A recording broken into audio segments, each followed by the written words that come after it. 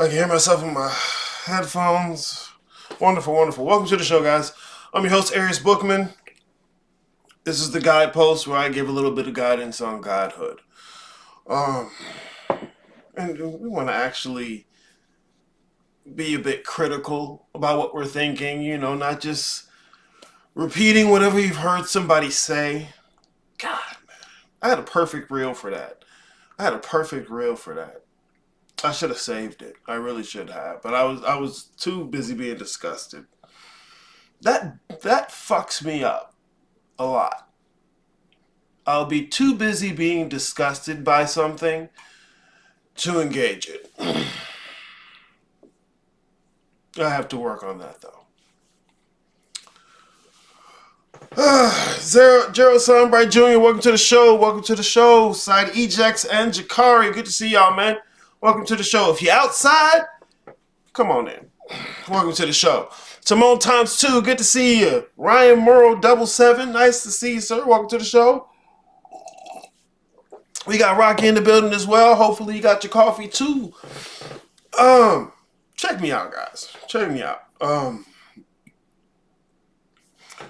The title of today's episode is God is Dead. Now, please, before you jump to proclaim whether or not you agree or disagree with that, I would implore you to comprehend what I'm saying, to comprehend what that means. I know, these days it's fashionable to, and it's popular, you just jump in and say whether or not you agree or disagree. You have to check whether or not you even understand before you can agree or disagree. I'm awful. I'm going to try not to make this too long, but I've said that before. And it hasn't been the case. Smooth Shaddai, good to see you. Morning pee. All right now. Yeah, I already took a morning pee and a morning poop, so I'm all set. Gerson, good to see you. Jizzy J just dropped. Look, y'all put that on the Jizzy J album just for a minute and get on to a little bit of learning, okay? Just a little bit of learning. All I can do is really point you in the direction. I can't just make you a learned individual. Whatever. That's what I want to go into today, guys.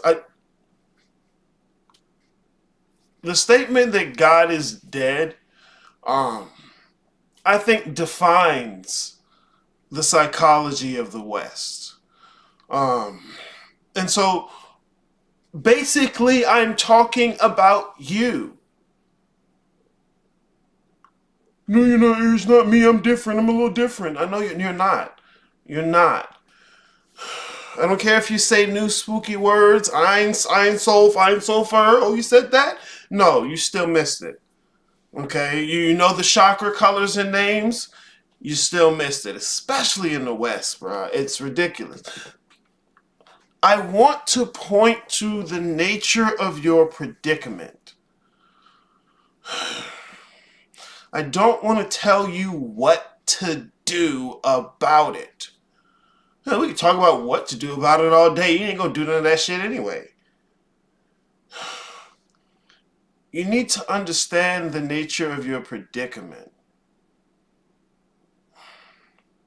Dorothy and the Wizard of Oz. Bitch never left Kansas. She ain't know. Couldn't tell her that. Why? She didn't know the nature of her predicament. Or how she was continuing to agree to it. I'm gonna go through both of those today. I have to. Routinely in working with people. I don't care how advanced they say they are. I'm so serious. You gotta watch out for folks out here, man. I don't care how advanced they say they are. They routinely miss this point. They routinely miss this point about the way thinking, culture, communication works in the West. Basically, every place that Massa and them gonna conquer, okay? Look, you speaking English, French, Spanish, Yeah, okay, it's you. Come on, slow down. You don't have to run away and be different. Anyways, let's get into this today, okay? Because living a godless life, and when I say godless, I'm not referring to Christianity. I'm speaking English. The two are very deeply interwoven. I'm not trying to point to Christianity, but here I'll say it this way: living a life that does not have a continuity with reality beyond the physical world. That's a godless life. All right. For something to be spiritual, it at the very least has to not be physical. Otherwise, you could have just called it physical. Otherwise, the word spiritual didn't mean anything. But what does that mean beyond the physical? Because, most people would just say a new word. Or look at me, I sun gaze. I do deep breathing. No, no. I get that's new and fascinating for you. Not many people do it. So it feels as though you're on the cutting edge. Boy, you gotta get out these feelings. Look, let's get in here today, man. Al Dickey, good to see you, show. Welcome to the chat. Welcome to the show. Good to see you in the chat. Ha. There's a whole culture about being in the chat. I have to brush up on that. Anyways, let's get into this, guys. Let's get into this. Is there a spiritual axis to your existence? Come try one.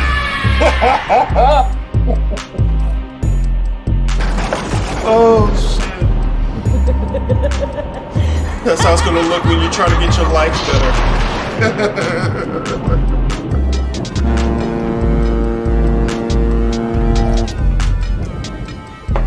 I just wanted to manifest.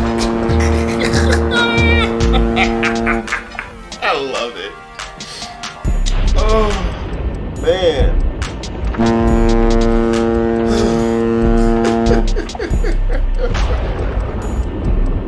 I'm a piece of shit. I gotta chill. I'm not going to, but I should, in some respect. Dawson, good to see you in the chat. It's about the only place we're gonna see you, Dawson. Gotta get in the guild, man. Quit playing. I know, you're gonna keep playing. It's alright. It's alright. Games are fun. Games are fun, so niggas is gonna keep playing. I get it. But the guild's come back around sometime in March. Actually, let me just look at the calendar. Because I don't remember the actual date. Oh, you updated the calendar? Of course I did. I'm not you lazy fuck. Alright, so yeah, the end of March. End of March. The doors are going to open back up. Guild is a 3-month continuous cohort class. Okay? We're talking about the basics of practical magic. Man, this class is still advanced. That bothers the fuck out of me. God, it's still advanced. I hate that so much. You have no idea. That's a whole other topic, though. Society Ejects. My life, the more I look at spirituality. Bro, I'm trying to tell you. Look, man, motherfuckers come over here and think the spiritual stuff is, I'm going to do something to have a better life. Nah, player. I know niggas will sell you that because you'll buy it. That ain't the case. That ain't the case. If it ever gets better, it's going to get worse real quick. If your life ever gets better as a result of spirituality, it's going to get worse real quick. You're going to get tried. You're going to be tested. You're going to get G-checked. I had a client say G-check before. That still was fun. I miss that guy. Anyways. Yeah, the spiritual stuff, see, it's not about having a better physical life. I swear, motherfuckers don't want nothing unless they can get them money, food, or sex. And they want to talk to me about the lower chakras. Shut the fuck up. I'm being a dick. I'm sorry. Anyways. That's what I want to talk about today. This idea about God is dead. I want you to understand the nature of your predicament. I am not suggesting a prescription on what you should do. Even in the class, bruh, it's on practical magic. I hate telling people what to do. You know why? This is why I hate people. This is why I hate telling people what to do. Because one, you'll end up just following me. You won't learn to think for yourself, which is disgusting. Or two, all you'll do is what I said to do. I'll give an assignment and you'll do exactly that. You won't even think about it. The only thing you'll think about is whether or not you did the assignment right or wrong. And you missed it. God, the damn school trauma, boy. I swear. It's alright, though. We're going to get you there. We're going to get you there. See, I don't like telling people what to do. I don't like telling people what to do. I really prefer you do you and actually end up being better than me. But, you know, I'm not going to do that. Don't insult him. God is dead. Okay? What are we talking about? What does that mean? What is the nature of your predicament? The people of the world are metaphysically in a different place than they've ever been before. Getting involved with spirituality isn't just picking up an old way of doing things. We got to go back to the old ways. Well, player, you don't even understand the old ways. You can't just pick up some old shit and just, oh, it's older than what we have, so clearly I'm going to understand it. No. Give one of these young niggas a virtual boy. Do y'all know, you know what a virtual boy is? Give one of these niggas a virtual boy. They don't know what the fuck that is. Give one of them motherfuckers a cup with a string and a ball attached. Right? They'll pick that up. This is retro. This is the original game. You don't want to do that shit. It's not about going back and doing what you did. You don't have to go be Egyptian. You don't have to pick up the Orishas. It would do you more justice to know what the fuck Orishas are. And no, I'm not going to tell you it's energy or an equation. It's just an energy formula. You niggas will make word salad and just repeat that shit. Energy formula?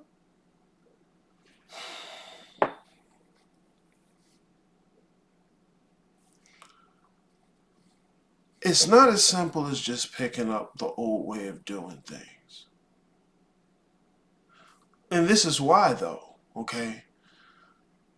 Because you're going to look at the old stuff through the lens you have now.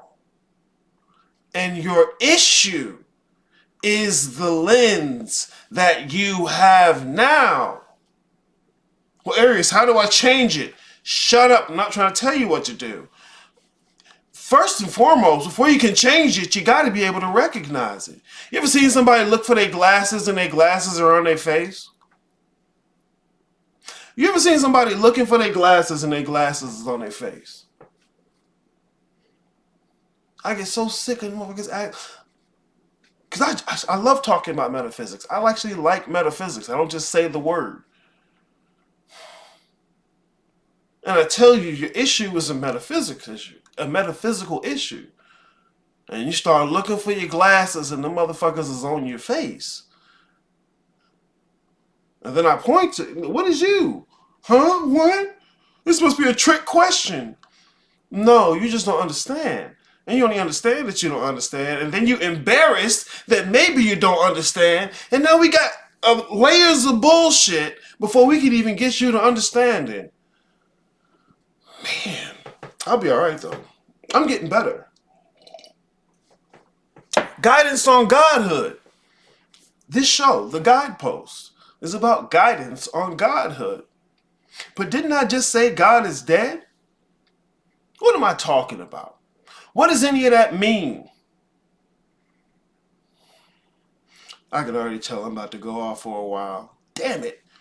I wanted to make this short. I can feel the length of the track. Joe Sunbright, niggas think they can time travel. 80s nostalgia type shit. It's not even, because look, with nostalgia, you can appreciate what the shit was.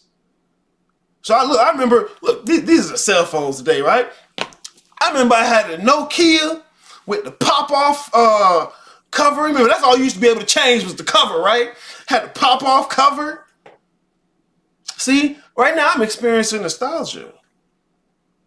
But you can't have nostalgia for something you ain't ever experienced.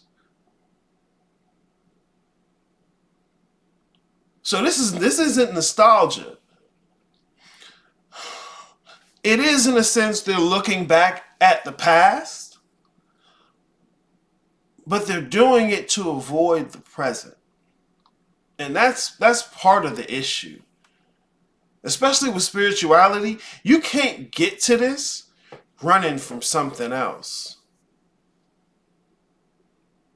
You're trying to run away from the order and structure of religion and Christianity, right? The trauma. Jesus ain't real, that's a lie. Okay. Religious people don't get it. Okay. But that's all you got, is that they don't get it. So you can't build nothing with that. Fuck, you can't build nothing with that, bro. God is dead. What am I talking about? What am I talking about?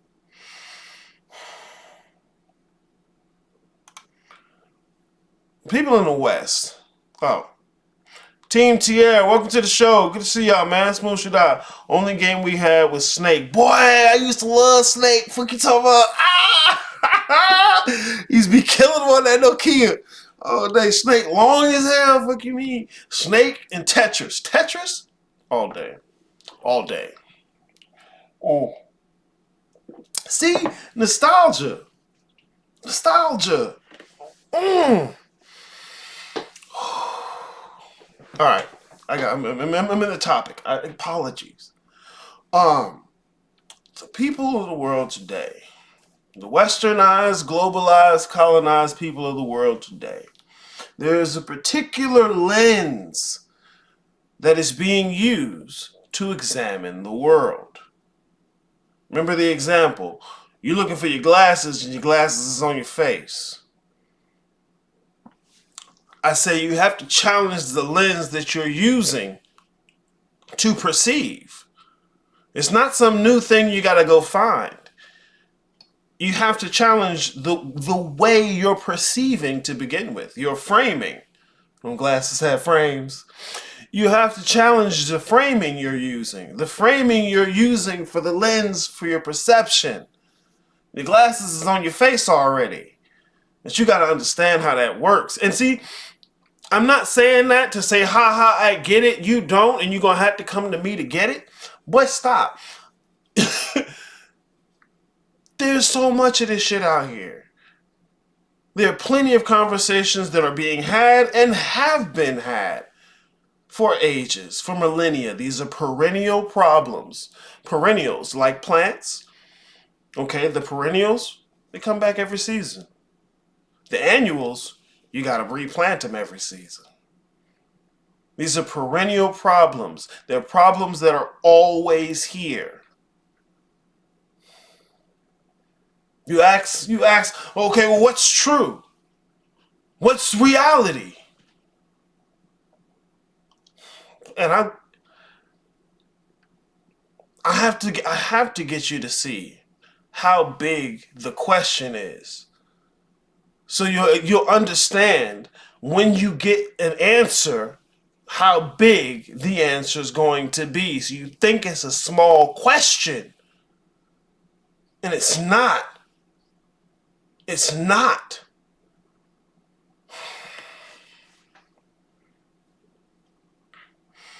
Yep, I'm looking in hoodoo and voodoo direction and realize it's way more than just spooky shit. Yes.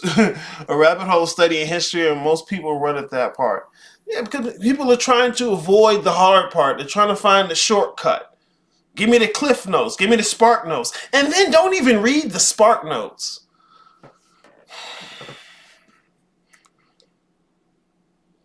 Initiation had a purpose, bro. Niggas just trying to get to the good shit quick. Why? What you rushing? You rushing to get home, right? Why? So you can sit at home and do nothing?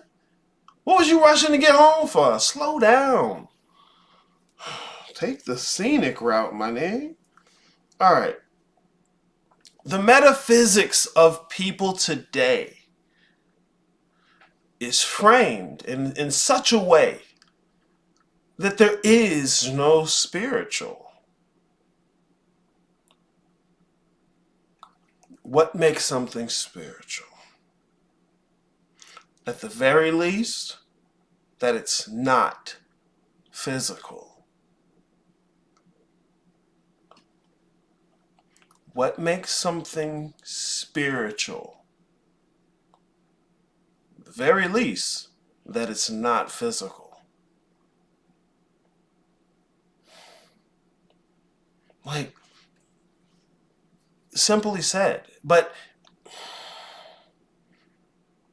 hopefully the next question that popped into your head is, well, what constitutes physical?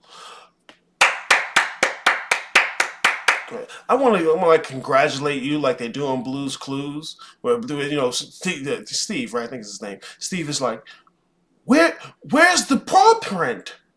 And he pauses for so the kid can go, it's over there, it's right there. Go, oh, you found it. All right, I want to do that. I got to find a way to do that. I think people enjoy that. Anyways, I'm being a dick. The metaphysics of the people of today is not conducive to spirituality. It does not fit. What is metaphysics, guys? And don't be a dick. God, so difficult for me. Metaphysics. Okay. Now look, this isn't a competition to see who has the coolest word. This is not new and it's not hidden. Okay? What is physics? Physics is the study of the physical world. And on top of that, there are plenty of other what are called natural sciences. Okay? Biology is one. We're familiar enough with biology, chemistry, and you go with the two of those together, you got molecular biology. You have biochemistry, okay? Physics.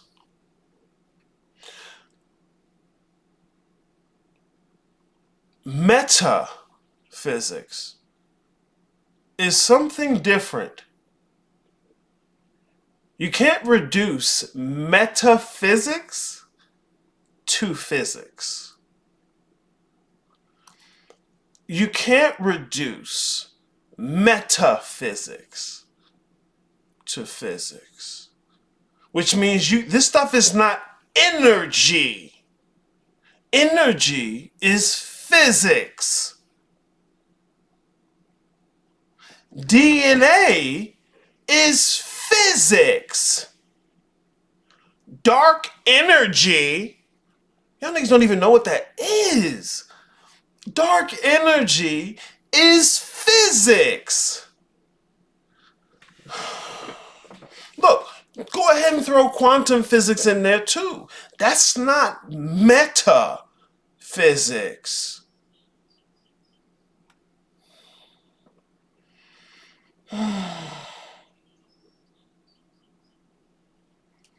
Meta, the prefix meta, is above or beyond. And the problem with people of today is that the metaphysics that they use has no meta in it. Anything you try to understand, you try and reduce to physics. Energy, particles, waves. Energy, particles, waves. Physics. This is part of the reason people today are abandoning the religions and traditions of old. Because the metaphysics, the framing for their worldview, doesn't fit to those old traditions. And it's not as simple as just picking them back up. This is what I mean by the nature of your predicament. What are the implications of the metaphysics we use now? You can't just get a few new words. You got to know what the words mean. When I say what the words mean, it's not simply a definition.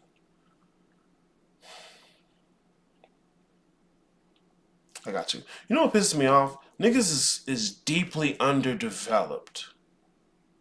Like when I gotta break everything down to you like a kindergartner, but then at the same time, I can't point out the fact that you think like a kindergartner? If you consistently need shit broken down to you like you're a kindergartner, then it stands to reason that you think like a kindergartner. And, bro, somebody failed you somewhere along the line. This is the age of information. You can look up damn near whatever the fuck you want to and won't. You can pause the video in the middle of a lecture. You can't do that in a college lecture. You can't pause the lecture. I'm being a dick though, right? I'm being a dick. No, it's true. I'm being a dick. I can do better. Anyways, in the Western metaphysics, where they don't necessarily have any meta to the physics, God is dead. See, you've heard. You may. I would expect that you've heard this phrase, but I don't even know what I can expect from people these days.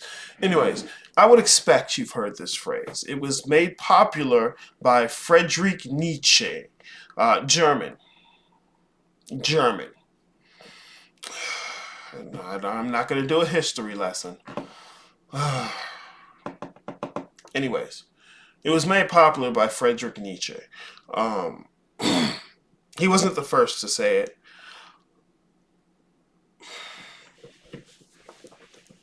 And I guess some people, when they hear it, they think, ha, God is dead. One up on you, God. And it's like, well, hold on. I don't think you get what that means. Or, and even more importantly, the implications of that. Like imagine you we're talking about the lens you use to perceive. You ever seen those 3D glasses where they got the red and the blue, right? You can't see the color green with those glasses. So let's say the world beyond the physical was green, and you put on those red and blue glasses. Green is dead. Green is gone. Well, Arius, that's silly. You can just take off the glasses. Really? See, this is why I use the example of somebody who lost their glasses and the glasses on their face.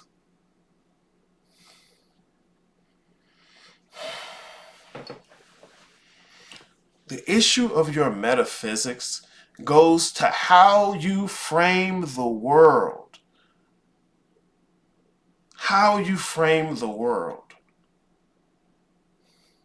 It's not as simple as saying all is mind. That's the laziest shit ever. To have, anytime you have to explain something, well, it's just this one thing. Like, that doesn't explain anything.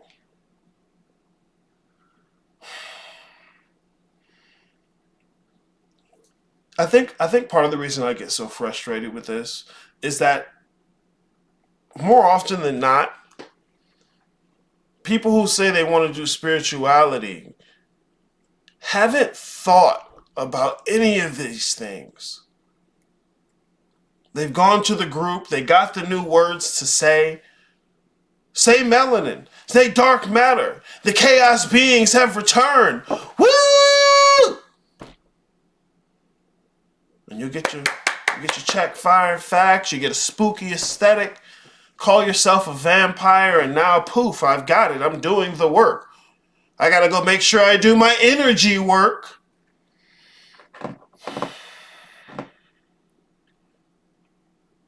That one pissed me off. But it's just words. It's just words. See, I don't want to tell you how you're supposed to frame the world. No. What I want to do is examine how people in the West are framing the world. And you see, I'm not talking about them religious folks. I'm not talking about the dead folk. I'm talking about you. The one interested in spiritual stuff. You telling me you walked out that damn mud and you just spick and span already? But stop. At the very least, wipe your fucking feet off. Oh, Dickie, how you frame the world is explained in Flatland. Well, it does. I love Flatland because it illustrates the impact of how we frame the world and how wrong we can be about that, regardless of how confident we feel. Flatland, I highly recommend Flatland all the time. But I know, I'm not gonna look at it. I ain't got the time, Nah, man, get in here, bro. I'm so serious. At a certain point, I'm not the piece of shit anymore. I'm so serious. Anyways, let's look at this, man. Okay? Because I wanna unpack this. I wanna unpack the implications of this. Because I don't care, even if you look, you can look at the Bookman model and you can repeat to me all the words here you've never seen before. Look. What nigga out there in the spiritual community said existential? Oh, I gotta say that. When I walk in there and I say existential, right? Who said existential? Nobody say that. No, nobody say that. Look. Say primordial realm, right? And now you must know because you got the word. That's wrong. Non-physical. Say call it the physical realm. Yeah, right? No.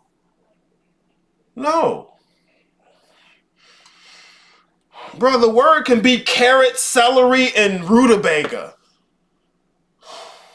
Although it wouldn't be, because when you're trying to effectively make a framework, the names should matter. But I don't want to say the names don't matter. The names have a meaning. What's more important is the dynamic, the relationship between the things. Look, man, you can look at your chakras. See, what do you think chakras are? Remember, people of the West today have a metaphysics. You can call it materialism or physicalism. Generally, people will use those interchangeably.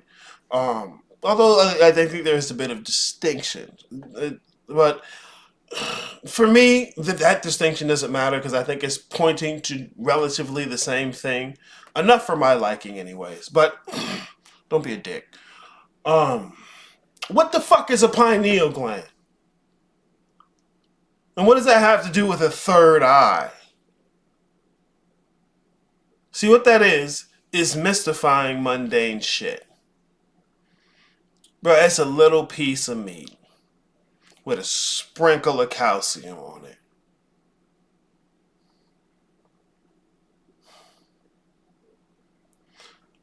it. But see, this is what I mean, bro, and it points to the problem. A metaphysical concept is explained to you. It's painted green, but you got them glasses on, so you can't see what's there. What you see is what you already expecting to see. What you see is what you see based on the frames you already using. Oh, that's simply the pineal gland. No, no. And because most people skip initiation and think they don't need initiation, have no idea how initiation works, they wouldn't recognize initiation or steps in initiation if you showed it to them. They just think, I done made it. The tree of life is a diagram of all of reality. This ain't showing you something in your body. The chakras, the zodiac. These aren't showing you something in your body. You can correspond pieces of it to the body because everyone's got a body, and it's easy to understand that because you walk around with it all day. I could take, well, maybe not me personally, but somebody who knows cars could take a car and a human body and make correspondences. Does that mean when you're talking about a catalytic converter, you're really talking about something in the body and that's the secret? No. But see, the example's obvious when I say it like that. But when it comes to this spiritual stuff and people want to feel it's mysterious, they'll extend their disbelief. I guess they'll stretch their disbelief that far to let damn near anything in. So this isn't about just finding new words. You have to challenge how you think, how you perceive, how you frame the world. I can tell you, bro, language is deeply tied into that. Motherfuckers will hate on the English language, but they don't speak good English. The English language is no, you just don't know how to use it. Side E6. Your whole life now, you a Hindu master. Wait, what? Your whole life now, you a Hinduism master? No. I don't know. Well, I'll tell you, to master that shit, it took lifetimes. Not even just one person's lifetime, because especially with the whole systems and framing, not to mention their metaphysics, but with the systems and framings of the initiation, all the things that were collected over thousands of years were collected by different people throughout their entire lifetime. And then you stretch it into their metaphysics, where there's like things like reincarnation. Then you can do work through multiple lifetimes.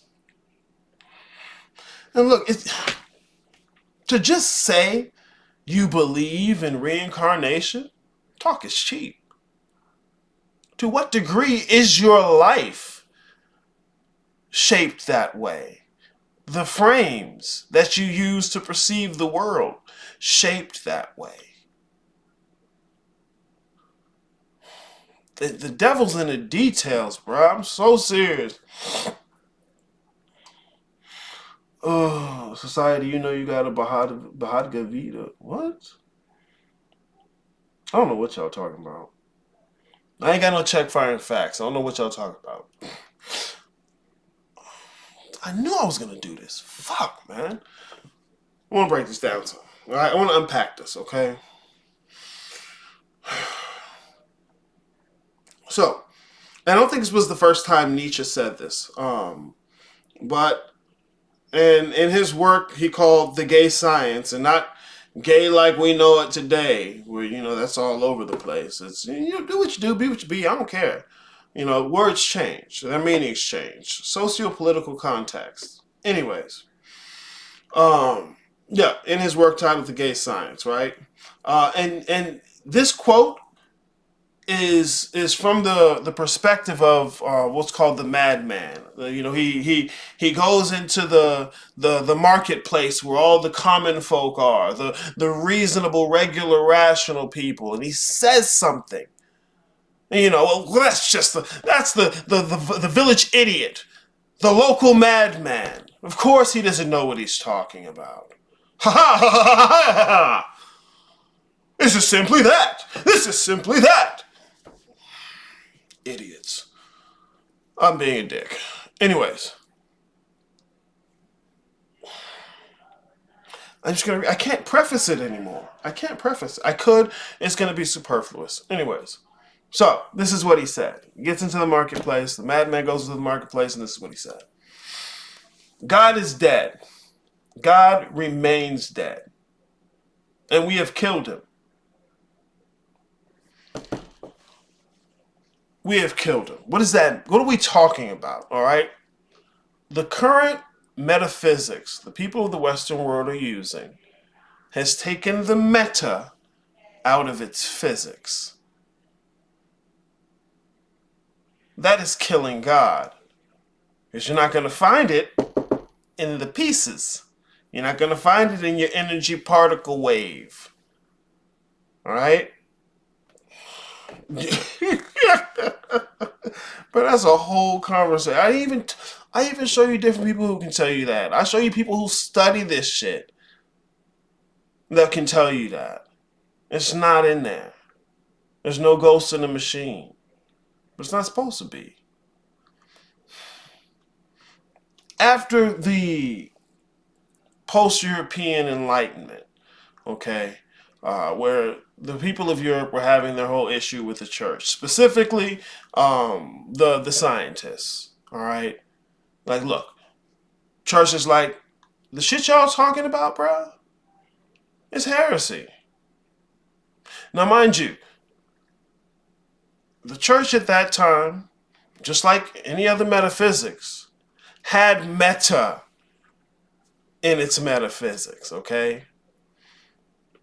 But when the church got to beefing with the scientists, like, look, bro, you keep telling motherfuckers that there's some little dust spinning around chaotically and that's what's causing stuff. You keep telling people that, we're going to burn you at the stake. Cut your head off. And you know Europe. Europe ain't got no problem with that. Europe ain't got no problem with that. Right? So they're like, cool, bet. Say less. We ain't even gonna talk about what you talking about. And so the self, divinity, meaning in life, y'all can have that. Gave that shit to pastor in them, right? Well, the Pope in them, right? And they said, look, we're not gonna talk about that. We're gonna focus completely on here. As a matter of fact, we'll give y'all that as standard. Folks like, like Galileo, when he's beginning to look into the first part of what people know as physicalism, you couldn't tell him there was no God. He already had that presumed. He didn't think like people like today think. But the system of describing reality that they began to create was a physics with no meta. They gave the meta to the church and said, we ain't gonna deal with no meta over here. We don't want none of that smoke. Rightfully so, I guess. Anyways, that particular view of the world exists today. The physics with all the meta cut out. So much so that anywhere you go where people are thinking like that, they're giving up their old traditions and religions. Because it doesn't fit to them anymore. The lens that they're using don't fit in those old glasses frames. Taking the meta out of your metaphysics is the killing of God.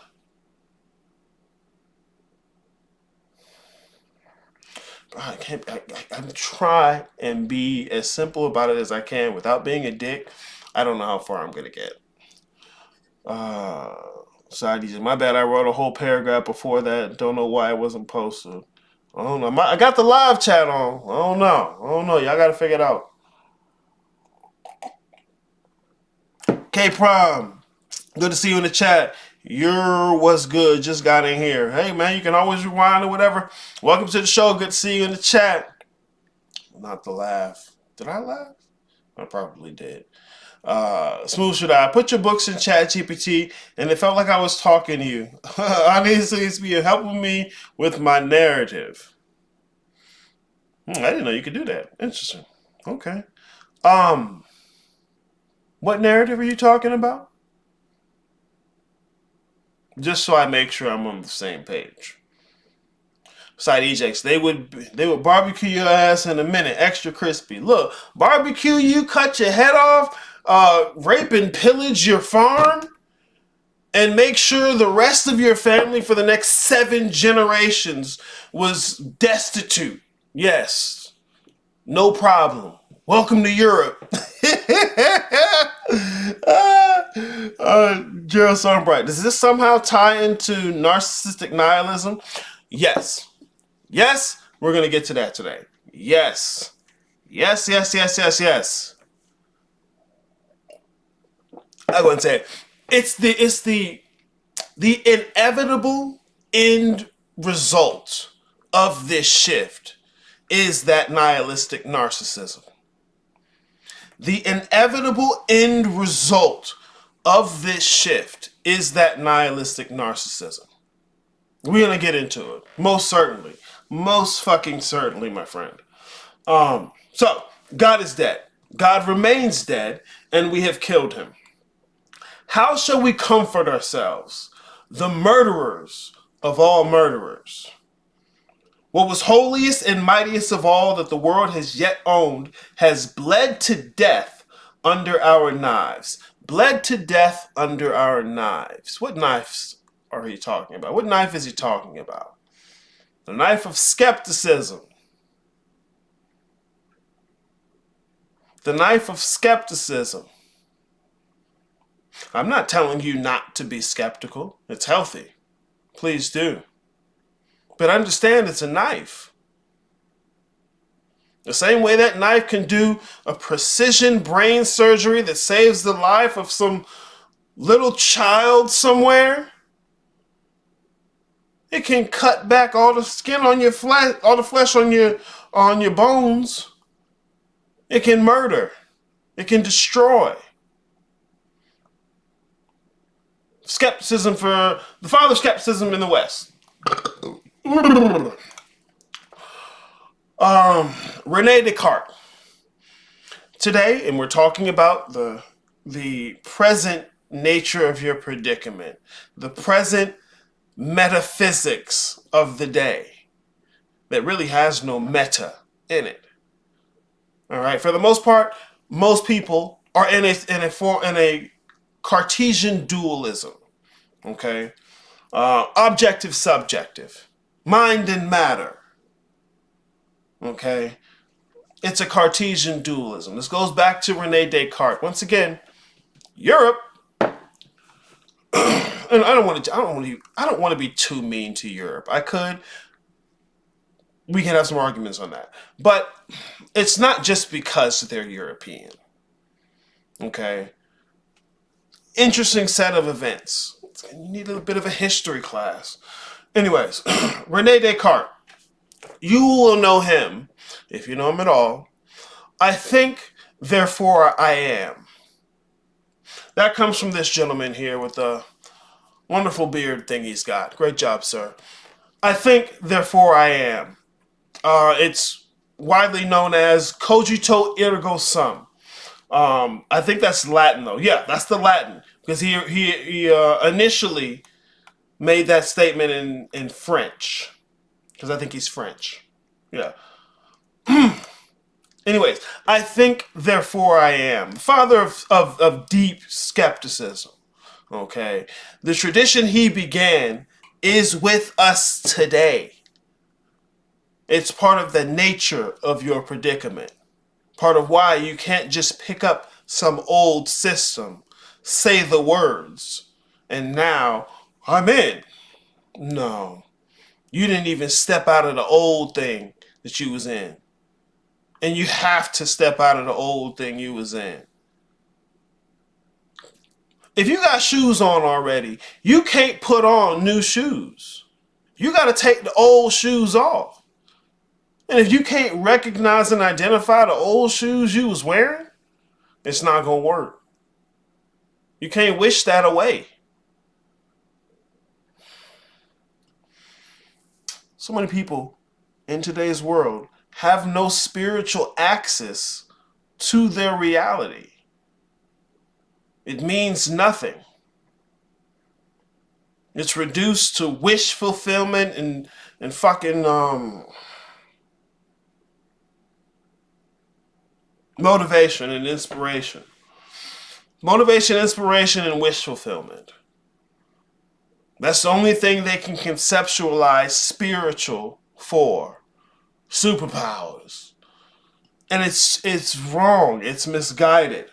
But a view like that is a result of that post-European Enlightenment metaphysics that we use today.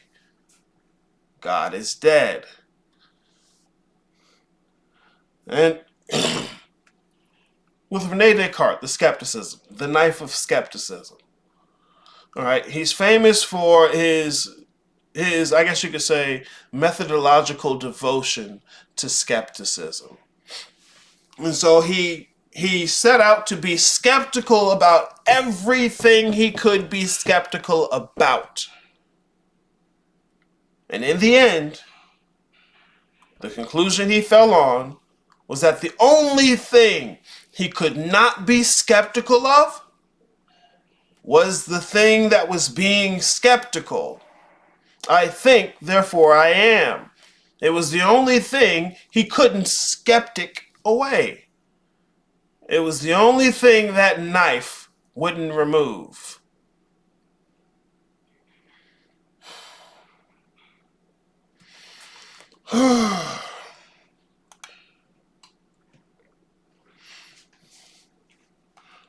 This is what I mean when I say when he says it is bled to death under our knives.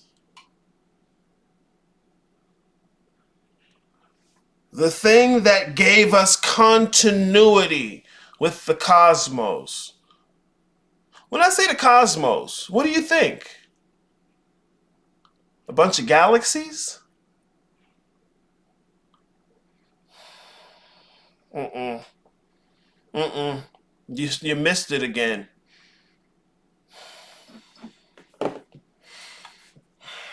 That's physical shit again.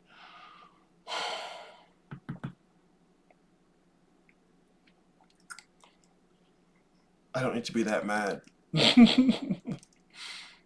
So, we've untethered ourselves from the heavens by declaring that there are no heavens. And look, I'm not invoking Christianity when I'm saying that. He said the word heaven. I don't like Christianity. I'm speaking English. History lesson again is so necessary. The English language and the religion of Christianity are deeply interwoven.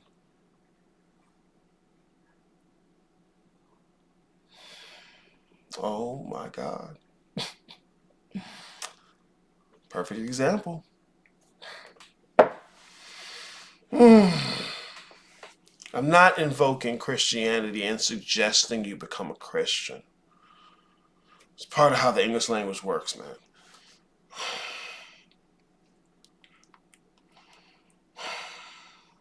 What was holiest and mightiest of all that the world has yet owned, because the world can't own it, but it's killed it.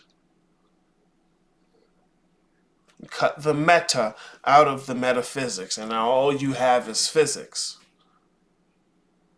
We've been untethered from the heavens, untethered from our continuity with the cosmos. The part of our framing for our worldview has been cut off. And so it no longer facilitates that. Sorry. My narrative with Sinjay. Oh, okay. Well, is that your narrative or is that his? The details. I'm so serious. You getting that for real? Oh, man, I'm about to go off. Not off on you, but off on a tangent. Excuse me. That's what I'll say, though. Is it your narrative or his? Because that makes a big difference. It's so hard for us these days not to see ourselves as the center of everything. If I'm not so important in it, why does it matter? I thought I was special. Okay, I'm being a dick. What's the reason why? What's the reason why for what, K Prime? What are you referring to? No, I didn't miss anything. Society Jix, is this how the whole process of untethering from the heavens begins? Yes. This is where it begins. Well, it really begins with that post-Enlightenment Europe mindset, okay? You can take it back to Galileo, Rene Descartes, okay? Because these things are still what people are using today. The way in which we frame the world. There's a professor named John Lennox, and he does the example I'm going to give you guys much better than I can do it. But he's, what do they call him? They call him a Christian apologist, which I think is funny, but, you know, either way. But here, the example goes something to the effect of this, okay? And because I want to show you the distinction. Because the way people frame the world today, you is not in it. Unless, of course, you presume that what you are is your body. And if that's what you're doing, I'll be damned if you're doing anything spiritual. Anyways, continuing. There's water boiling in the kitchen. Why is the water boiling? From the physicalist perspective, from the materialist perspective, from the post-Enlightenment European perspective. The Cartesian dualism, objective, subjective. From that perspective, why is the water boiling? Well, the heat from the flame and the fire is exciting the molecules of the water that's in the pot. And as the water molecules become more excited and vibrate faster and faster, they go through a phase shift, which goes from liquid to gas. And that transition from liquid to gas is what we know as water boiling. An exhaustive description of the physical world. An exhaustive description of the physical world. And I'm not saying it's wrong, but it's missing something. Another way to explain it. Why is the water in the kitchen boiling? I wanted to make some tea.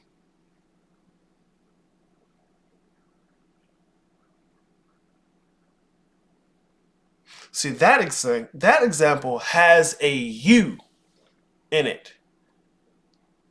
It's got you in it. See, the reason the water is boiling in that example isn't because whizzing around particles. These are two different ways to explain it.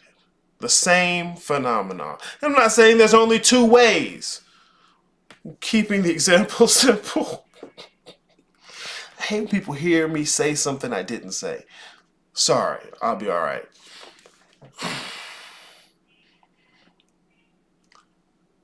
You can't just jump from one to the other because, in all honesty, each of those perspectives is missing a bit of something. So it's more than just choosing the right side, agreeing or disagreeing. You need to understand the nature of your predicament. Or you can just say, we're not in Kansas no more. Okay, whatever feels right. By me taking your class for a couple months, made me realize that Christianity is a well put together system. Look, it really is not that bad. It really is not as bad as people make it. Mind you, okay, granted, a lot of it's been co opted for various nefarious reasons. Hell, you really get into the history of where Catholicism comes from, why it's instantiated.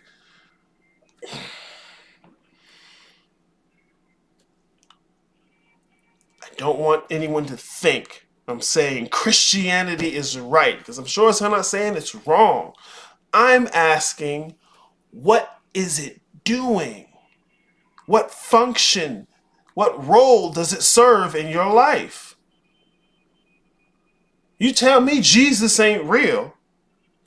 Two things. One, I'll disagree with you. I think Jesus is more real than anybody you know.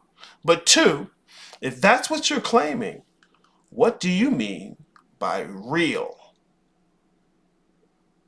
Well, Jesus didn't exist as a physical person on the world. Oh, so what makes him real is that it's physical.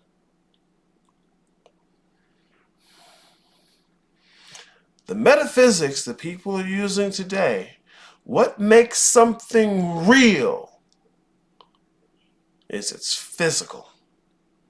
Which literally, what does that mean? You're pointing to physical again.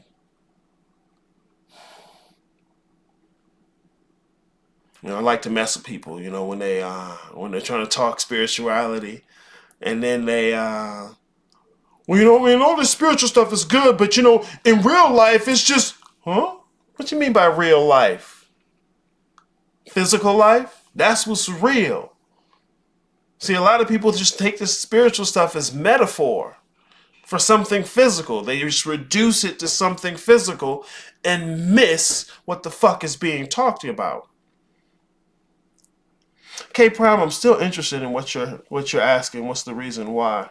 Like, what's that in relationship to? I'm so interested. Sorry. Anyways, let's go back to this, okay?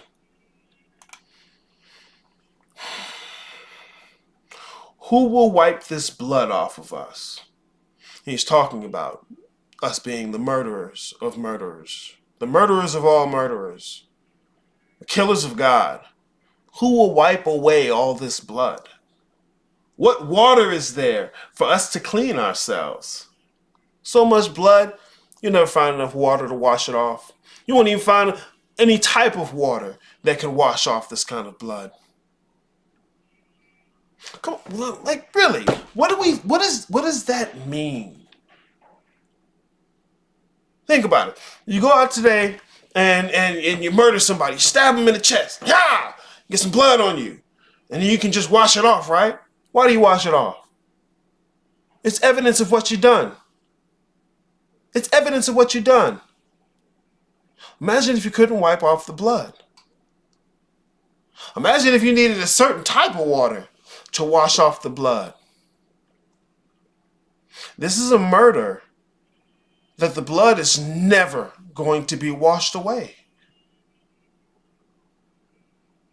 What? Why is God so important? Why is all this spooky, fliffy, floffy stuff so important? Because without it, all you'll have is physical. You'll be untethered from the heavens. Well, that's not so bad. Okay. We're going to continue with it. Please, we'll continue with it. What festivals of atonement, what sacred games shall we have to invent? Means what extra superfluous shit are we going to be doing to try and compensate for what we've done?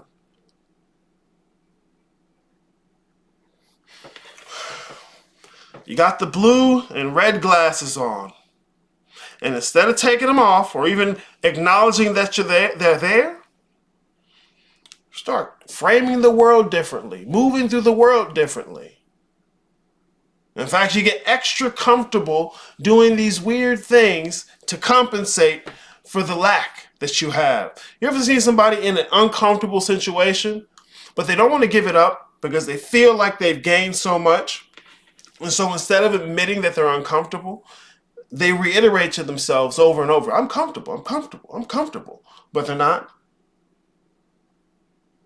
He's pointing to what people today would notice as a lack of meaning, purpose, or reason in life. Because it's easy to just say, well, I'm going to be a good person without God. What are you measuring that with? How are you measuring what good is?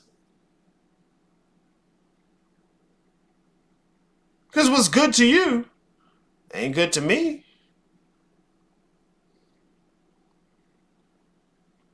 See, if I just said it's a battle of what values are going to be held the highest, who cares about values?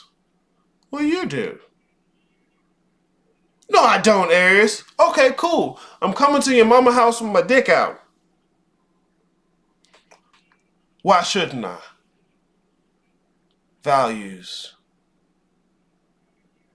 Come. Is that some money in your pocket? Whop!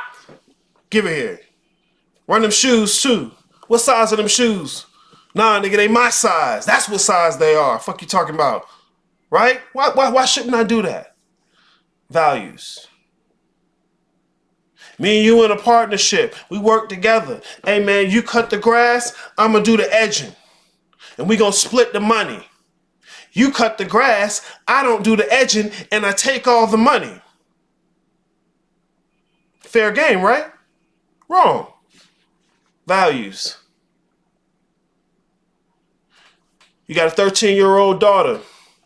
Dude comes say, hey, man, I'm looking for a wife. Don't even ask. Take her ass and just walk. Is that okay? Of course not. Values.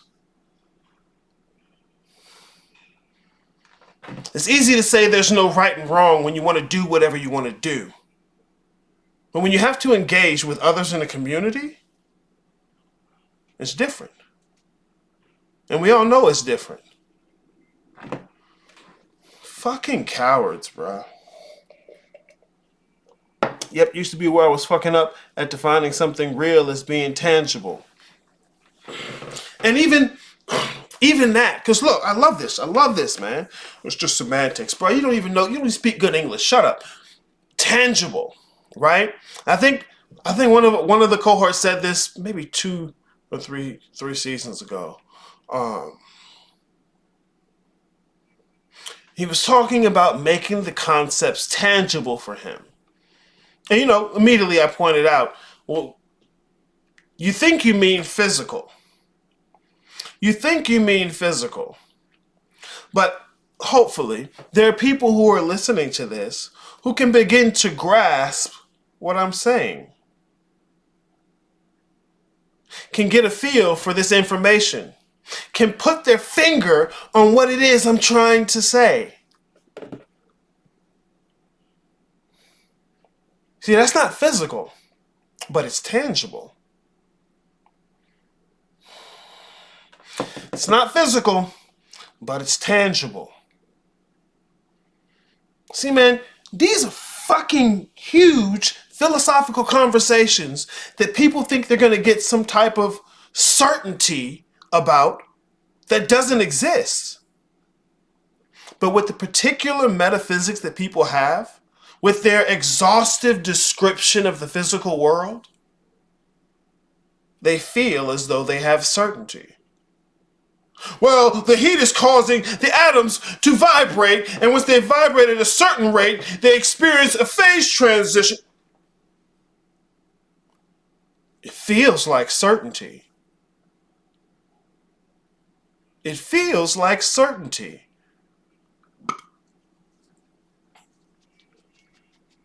And this is one of the big things I try and convey.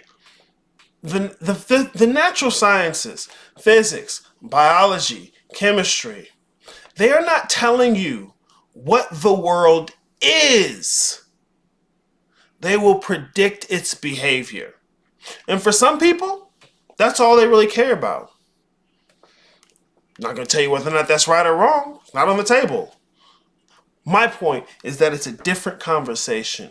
What something is and what it will do are two different conversations. What something is and what it will do are two different conversations. And this particular metaphysics that people are using is caught up in modeling things based on predicting what they will do. It feels certain. But that's not what philosophy does. Philosophy is talking about what the fuck is it? That's a whole different question. Okay, Prime. Sometimes I don't understand the reason why with certain history events, like what's the reason why the Europeans had a certain agenda towards us to where physical, they are in control in a territorial aspect. Going back to what you were previously talking about, my bad, I was late. Sorry if it sounds vague. Well, when you say towards us, I'm assuming you mean black folks, niggas, or really the rest of the colonized masses of the world. I'd hate to presume malintent when it's easier for me to presume the motherfucker don't know what the fuck they doing. It's like I said, the history of Europe, the history of the current metaphysics that people are using. What was going on with the church and these early scientists? Okay? Look, motherfucker.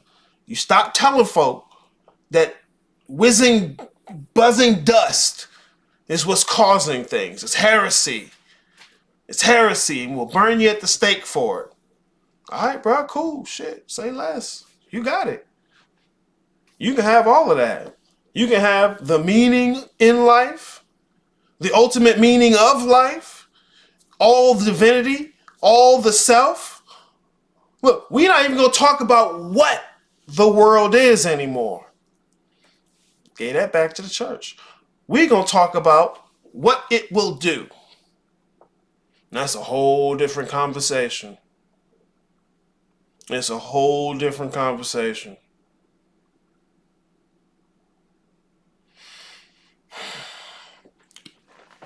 Why? There's a myriad of reasons why it happened. That's one reason I can give you. Clean historical reason. You can look it up. There's plenty of people who can talk about it. There's plenty of sources you can find talk about it. Look, we can even get into the history and have a more extensive conversation about it. But my point, my focus is the implications of this. Not why it happened, the implications of it. Like, look, Dorothy found herself in the land of Oz. Well, why? Why did the tornado come? I don't know. Probably a good question. But I'm a bit more interested in the implications of it. Where is it landed us? What's my current predicament? I mean, look, I'm not saying the question is invaluable or lacks valuable. Something being invaluable and not having any value at all, I think is different things. I'm not saying the question is irrelevant or lacks value, but it's a different question. I want to focus on the implications of it. Sometimes I don't understand the reason why with certain... Dawson, you put your cock away, Dave. Nah, no values. Everything is subjective. I hate that shit. It's just as bad as saying everything's objective. It's just as bad as doing that, okay? So we don't want to do that. So yeah, look, why do people do the festivals that they used to do? The sacred games. It was part of their participation in that cosmic continuity. Holidays, holy days. Why were they holy? What was holy about them? Because you're participating allows you to participate in the cosmic narrative. But materialism, physicalism, has no cosmic narrative. In fact, it's dedicated to not having one. It's cosmological bleach. It is made not to do a certain thing. Bleach is made not to support life. Physicalism is made not to have a meta to the metaphysics. And so if you don't understand how you're holding on to physicalism, you'll never be able to let it go. Ever seen a monkey with their hand in the jar because they don't know how to let go of the banana? They refuse to, right? So their hand is stuck in the jar. Even when the motherfucker come to trap them and catch them, right? Won't let it go. Don't even cross his mind to let it go. What the fuck I'm talking about? Is not the greatness of this deed too great for us? That's a good question.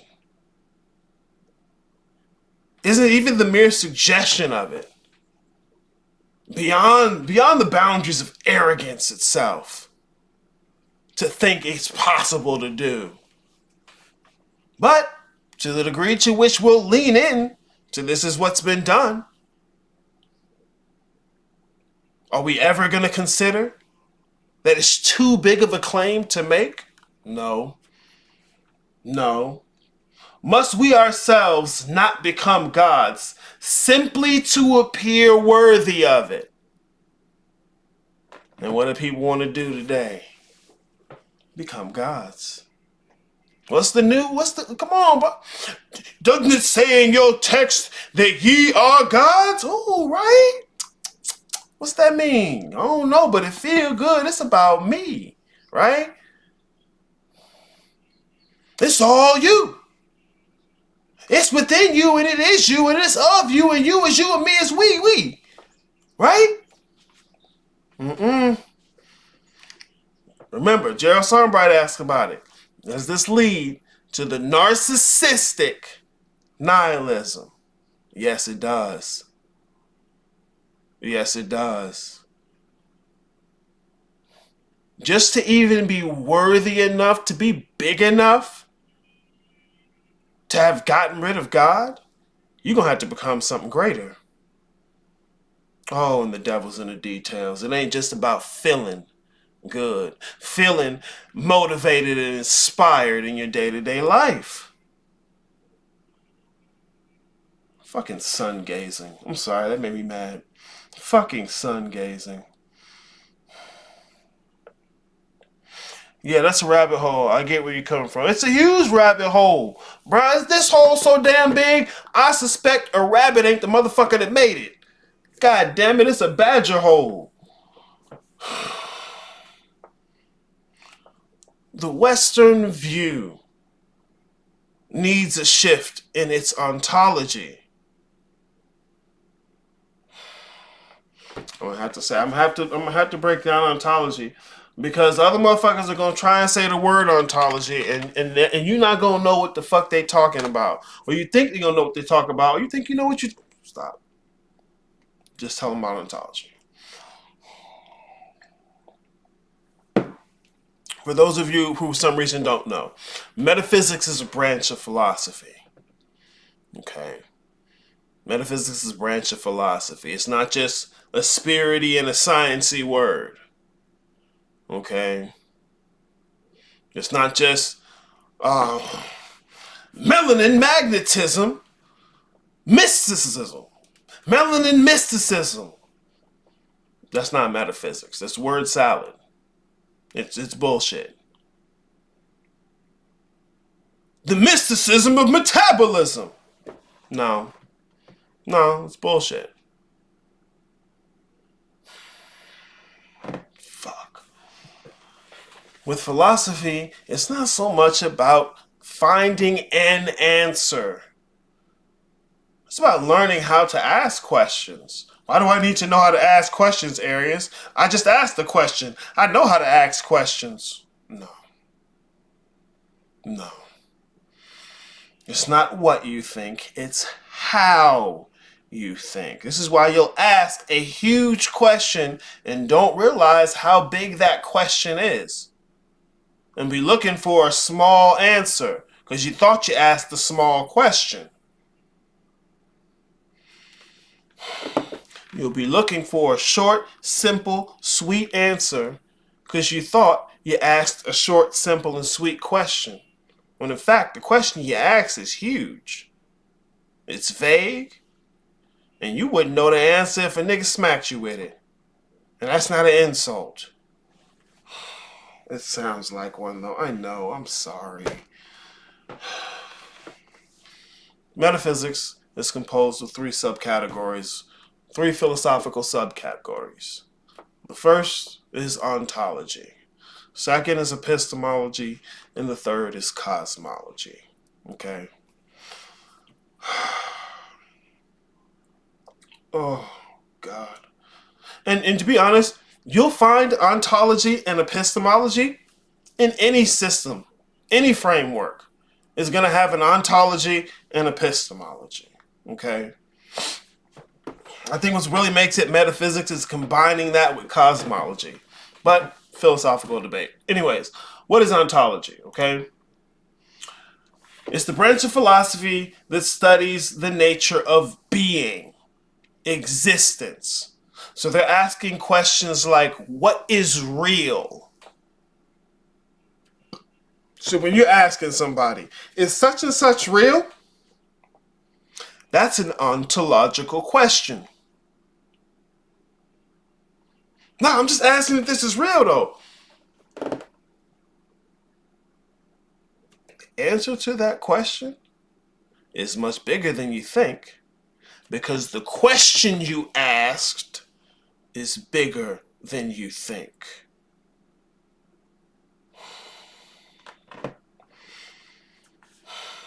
This isn't hidden somewhere. This is easy to find. There are plenty of people you can find who talk about it. It kind of loses its appeal once I tell you it's not secret and hidden. And look, when I say the study of being, I don't mean your being. My being. See, that word before being is qualifying being. So it's not being, it's my being, your being, our being, the being, a being. No. Slow down. Let's just stick with being.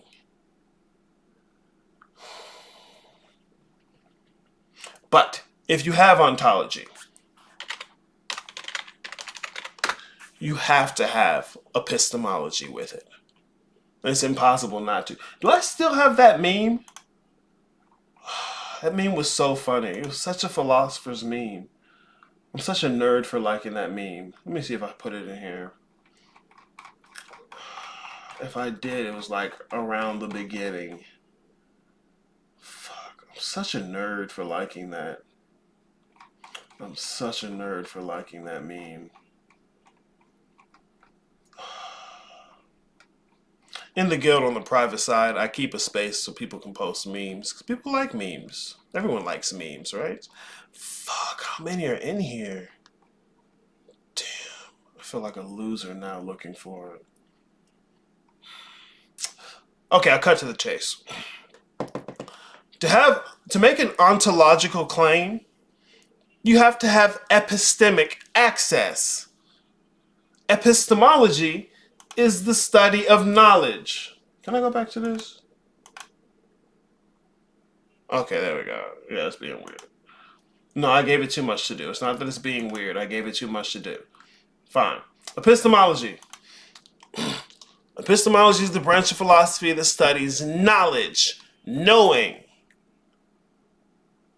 So in order to make a claim of what exists or what is real, it's intimately connected to the mechanisms of knowing. So if we're talking ontology, epistemology came to the party too. You can't separate them. They go on together. Otherwise, it's cap. What is knowledge? What does it mean to know? How do we know? What can be known? Okay? Big questions that don't have small, concise, pretty answers. Because you know what? Even if it had a small, concise, pretty answer, you just disregard it. Oh, I'm so angry. So the Western board game would be the physical world, aka the ontology. Well, the whole of the Western world would be the ontology for it would be the physical world, period. There'd be nothing else. Anything else that you can describe is always reduced back to the physical. So sometimes we'll have things that we call subjective or epiphenomenal. An epiphenomenon, I'll put it on the screen. Did I spell that right? Ha! Spelled it right. An epiphenomenon is a secondary phenomenon that occurs alongside or in parallel to a primary phenomenon. That primary phenomenon is going to be the physical world. So, for example, the idea that the brain is generating your thoughts. The thoughts are an epiphenomenon or a secondary phenomenon based on the primary phenomenon, the brain. So the idea that thoughts are epiphenomenal, physicalist. Physicalism also has that dichotomy, the dualism of objective and subjective, where for something to be real, it has to be objectively real. Because anything that's subjective is epiphenomenal. It's not really real. And based on this framing, yes, you get an exhaustive description of the physical world that can help you predict things in monumentously, thank you, effective ways. But the price of that is that you've untethered yourself from the heavens.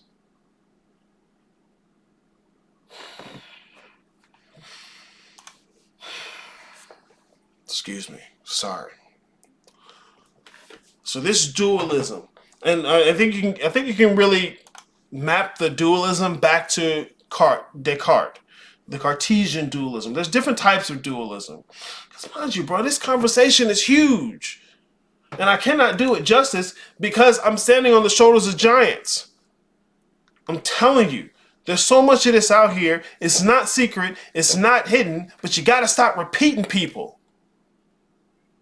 It's repeating the shit for the check firing facts. It's just, I know it feels good. You can't tell them it's wrong because it feels good. Just like you can't tell babies that candy is bad.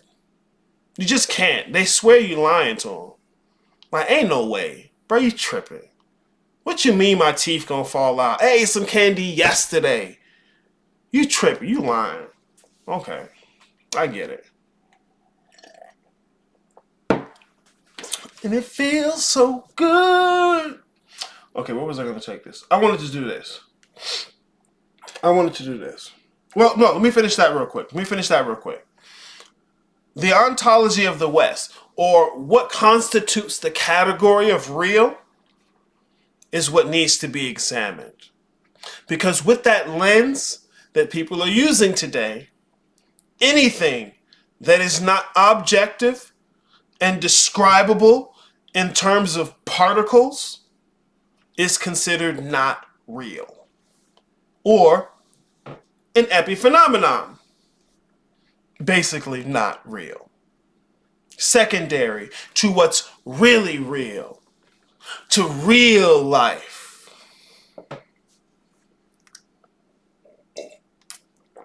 You ask a Christian, cause see, that's why I'm not shunning the Christians. That's why I'm not shunning the dead niggas. Cause you ask a Christian, what is real life? Not this. See, I'm not just talking about people who claim to be Christian, cause they like y'all niggas who just claim to be spiritual and ain't thought about none of this shit and just wear it as a new aesthetic. I'm talking about that Christian lady with the big ass hat, always at Sunday school, always at what's the they have the Bible study on Wednesday, right? Or the motherfucker who's been studying this shit, spend their whole life studying this shit, going to find ancient papyri. Not Billy Carson, he don't do that. He be capping. All right. Till the cavity hits. Wait, what? Oh, the candy shit, right? Exactly, bro. And look, real shit, that's how stuff be, man. I ain't even gonna lie. Unless it hurt a certain amount, you don't really believe it. You ain't gonna get up. You ain't gonna do nothing. That's real shit. Understandable. Understandable. So yeah, that's the issue with the ontology of the West. What is considered real? What does real mean? Because real shit, bro. Real shit. If you've never thought about what makes something real, and then you ask somebody the question, well, is such and such real? You're not even equipped to understand the answer. I'll say it again. If you never thought about what constitutes the category of real, and you ask somebody, well, is such and such real? You're not equipped to understand the answer. See, now that was not an insult. That one was not an insult. Okay? Fuck. I know that one wasn't an insult. You better not tell Grandma Jesus wasn't real. You're gonna meet that nigga the same day. I don't know. Look, the Christian folks, I mean like the actual Christians, they doing this. They doing it. I'm not gonna shun them. I'm not gonna do what they do, but I get why they do, which is the more important part here. See, this ain't about doing some new thing. It's not some new information you don't have. It's about how you think. That's where you need philosophy. That's where you're going to need philosophy. And you got the teeth to chew to answer for the question you asking. Here, let's listen to this.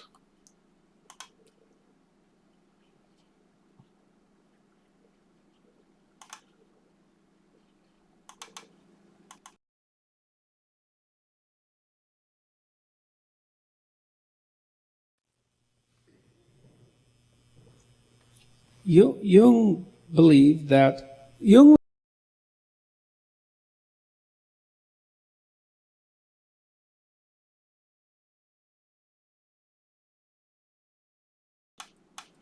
Sorry.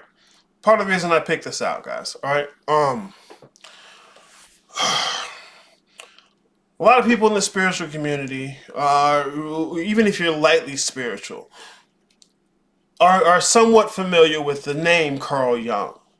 All right. Or the idea of shadow work. Because, you know, people pick something up and fucking run with it. And so the name is familiar. But, like we were talking about side ejects, and they're not going to do the actual work figuring out what that is. You know, they pick up the name, tell other people to go do the research as if they did it. Anyways, this is Jordan Peterson talking about the death of God. and talking about how Carl Jung was a bit of a child of Nietzsche. Okay. Now, generally, and which is not inaccurate. Generally, he's attributed to only being a student of Freud. Like I said, it's not inaccurate, but the devil's in the details, guys. Okay? And look, just because I let you listen to somebody doesn't mean I found the new Jesus for you and go believe everything they say. No. Please, don't even believe me. Who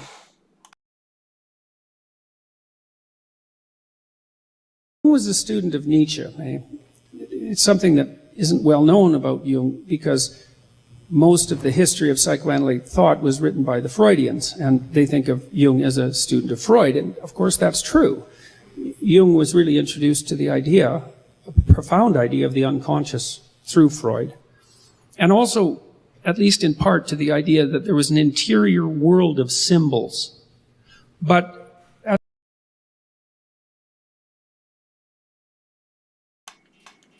Okay. And I'm going to throw this in here because I got to. It's not something I've never said before. Ain't no subconscious mind. This is what happens when niggas don't do the research and they say whatever they want to say and nobody challenges anything. Most of what we have of psychoanalytic thought today, where you think about going to a shrink and you sit on the couch and you tell them about your childhood, right? That comes out of Freud's camp. Jung's a student of Freud. That the whole idea of a conscious and unconscious comes from Freud. Not only is there no subconscious in that framework, but Freud actually specifically speaks about why subconscious isn't a word. It isn't a thing. Because you don't know whether or not you're pointing to an aspect or a quality of, whether or not you're pointing to a quality of consciousness or an aspect of a framework. But motherfuckers will grab whatever word feels good and just run. And then when somebody coming to sell you something, tell you the word you already expecting to hear, oh, I must be here. I must be here. This nigga's here. We on the level together. Like generally when people think of Freud, they think of, oh, somebody wants to fuck their mom. Won't say he didn't point to something like that. But most of what Freud said, and I got this from Jordan Peterson as well, and I agree with this. Most of what Freud came up with in terms of the world of psychology has been accepted as fact by so many people that we don't associate that with him anymore. We just take it as a given. Oh, we've always known these things. We've always done this. This is just self-evident. And it's not. This is part of the reason I like pointing you guys to John Vervaeke's Meaning Crisis. Awakening from the Meaning Crisis. 52 videos. Oh, I don't have enough time to watch it. Of course you don't. Of course you don't. Just go back to your radishes. Fucking peasants. Because he likes to point out where some of the thinking we have today comes from. Which is part of what I'm talking about here. The notion that God is dead. This dichotomy of objective, subjective. Where does it come from? Before I start this again, because I find this routinely with people I talk to.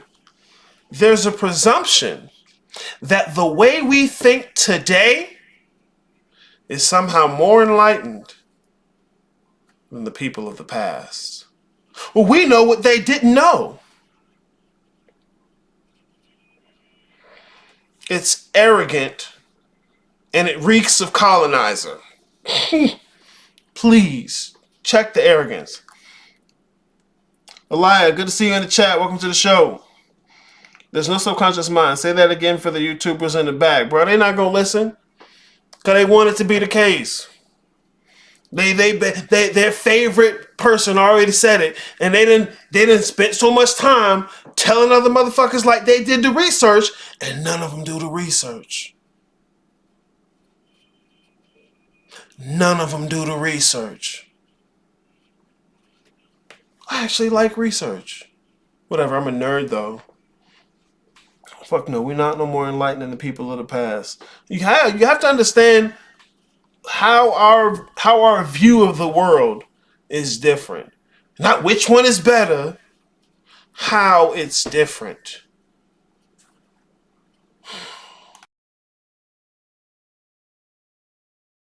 At the same time, Jung was a student of Nietzsche. And you see, Nietzsche announced the death of God in the late 1900s. And what he meant by that, in some sense, was that he meant that the spirit of truth that had been instantiated by Christianity had turned against the dogma of Christianity and destroyed it. And what he meant by that was that the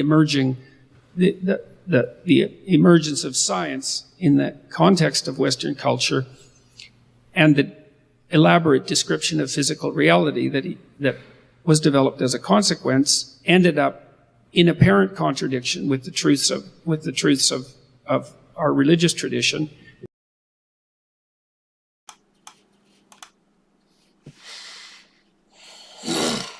The Christian ideal for the pursuit of truth ended up disrupting and destroying the dogma of Christianity. What's dogma? Come on. Come on. It's one of my favorite movies, by the way. And I'm going to give you, because look, I'm not just going to tell you. I'm going to do the research with you. This is just one dictionary. Something held as an established opinion, especially a definitive authoritative tenet. A code of such tenets, a point of view or tenet. Look, the word tenet in this definition has come up like 3 times. It's probably a good idea to say, do I know what that means?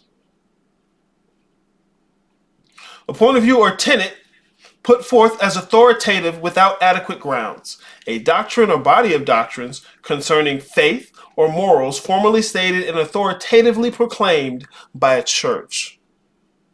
So, the Christian ethic of the pursuit of truth ended up disrupting and then destroying the dogma of Christianity. It's like that thing where, somebody's sitting out on a tree branch, right? And they end up sawing the tree branch that they're sitting on. That's what Jordan Peterson is suggesting there, okay? The outgrowth in Europe of the scientific method based on the materialist perspective. This explosion of these elaborate ways to describe reality based on nothing but the physical undermined the old ideas and framing of the world.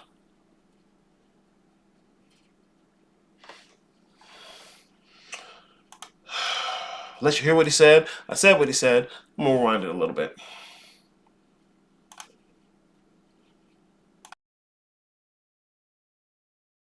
The dogma of Christianity and destroyed it. And what he meant by that was that the emergence of science in the context of Western culture and the elaborate description of physical reality that was developed as a consequence ended up in apparent contradiction with the truths of our religious tradition, and we picked the most developed truth and let the other one go.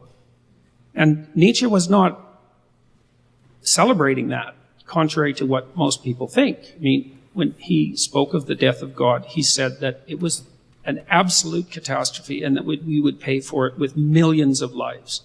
And that was his prognostication for the 20th century, which happened to come true in precisely the manner he indicated for exactly the reasons. Nietzsche believed that we would have to invent our own values because the old values that we had lived by had bled themselves out and died. But the problem with that, and this is something Jung picked up on, the problem with that is that you can't invent your own values. And you know that because all of you have tried on New Year's Day to decide that you're going to eat less and go to the gym. And you'd think if you could create your own values, being this sort of demigod, that as soon as you told yourself that you would eat properly and go to the gym, you'd be up at 6 a.m, eating carrots and rutabagas and then going off to lift heavy weights. And of course you're not. You're sitting in your chair at night eating Cheetos and watching watching pornography, you know.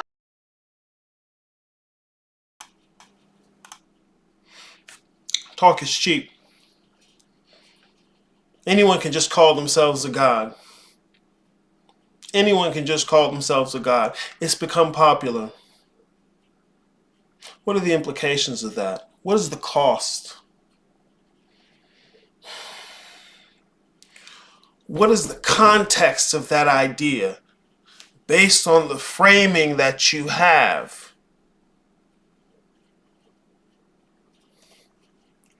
What is the context of that idea based on the framing that you have?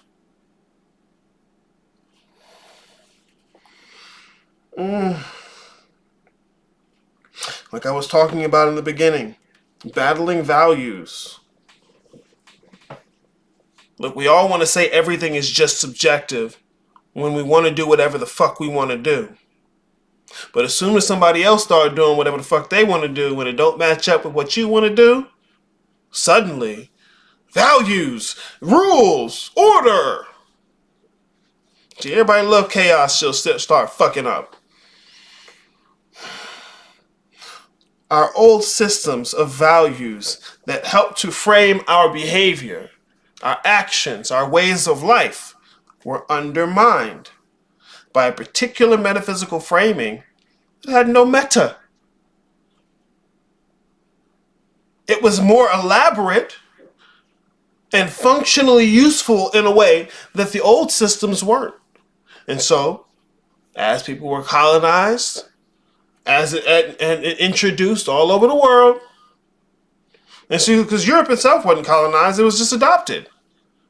And look, I'm deeply oversimplifying it by saying just adopted. I'm trying to be quick. In all honesty, it wasn't quick. It wasn't that simple. And still isn't that simple.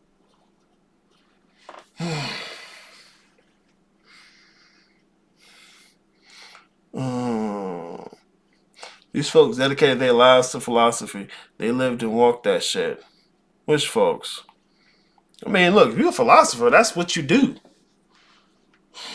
Philosophy isn't just armchair ramblings. It's about the embodiment of existence. Like the philosophers who I'm talking about lived what they talked about. Nietzsche, Young, these niggas went nuts.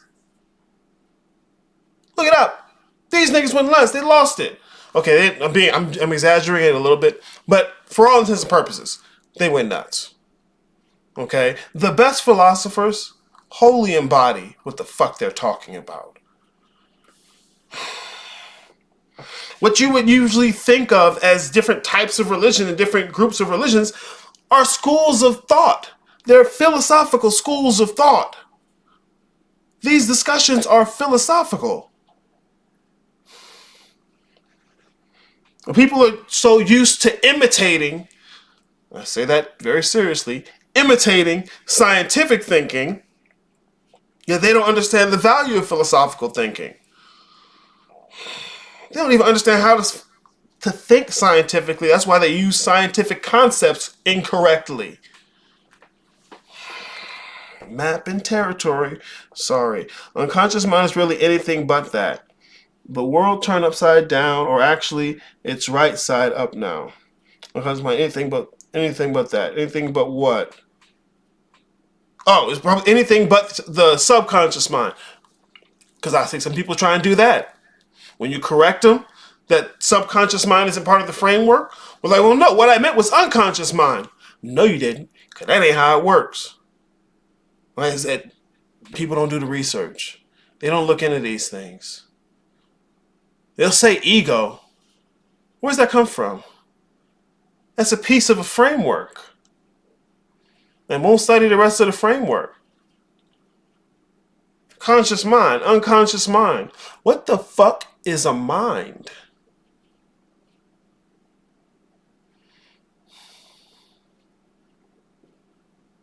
Let me guess, you already know, don't need to do the research. It's the age of information too. Niggas don't even want a book today. They scroll. Even I be scrolling. Look, see, you niggas. You talking about niggas don't do da. Nigga, you niggas. I love that shit. Yo, we using spiritual shit today to pay our rent and to get that girl. Back in the day, spiritual work was a way of being, a lifestyle with many sacrifices. Motherfuckers sacrifice their whole life to be that. And see, it's a manner of being. It's not about what you're gonna get, not about what you can have. See, that's the having mode of being. The being mode of being. Spirituality ain't about what you're going to get. It's about what you're going to be. It ain't about what you're going to get. It's about what you're going to be. Ooh, so serious. Amar, think we're using spiritual, but it's really just physical dressed up. Yeah, it's mundane shit mystified. I'm telling you, boy, motherfuckers on glands and melanin and metabolism, magnetosphere, dark energy, Schumann resonance. Missed it. You know, them kids, the birthday party, they blindfolded trying to hit the pinata and they just missing. Just missed it. That's sin, too. That sin's like being off course, missing the mark. That's sin. What is da'ath? Da'ath is being on course. Nah, you just heard the word, thought it was spooky, trying to be on the cutting edge. Boy, I can't stand niggas. Dawson, when I started to watch the Meaning of Life videos by John Vervaeke, I had to look up hella words. I could barely get through the lectures. I got to chew slowly on those lectures. Good. Do it. Don't cry about it. Don't be mad. Don't be mad. Because you have to start somewhere. And if you don't start, you'll never get on the path. Those motherfuckers will look ahead and be like, man, that's a long way to go. Bro, I ain't even got time to do that. A year later in the same spot. Nigga, if you'd have started a year ago, you'd be further than you expect. But motherfucker don't want to do it. They want it short, sweet, and simple. So they can get back to doing whatever stupid shit they was already doing. One philosopher that comes to mind is homie who lived in a wheelbarrow and went into town and jacked off in front of everyone. I forgot his name. I know you're talking about. I don't remember his name though. I think he was a Greek dude. I think he was one of the Greek dudes. But yeah, look, he lived what he was talking. He lived what he was talking. His philosophy ain't just sitting around thinking up obscure things. It's actually examining and mapping out how we embody our reality. I meant anything but unconscious because of how alive, dynamic, and the depth it really has. Seems like we are the unconscious ones.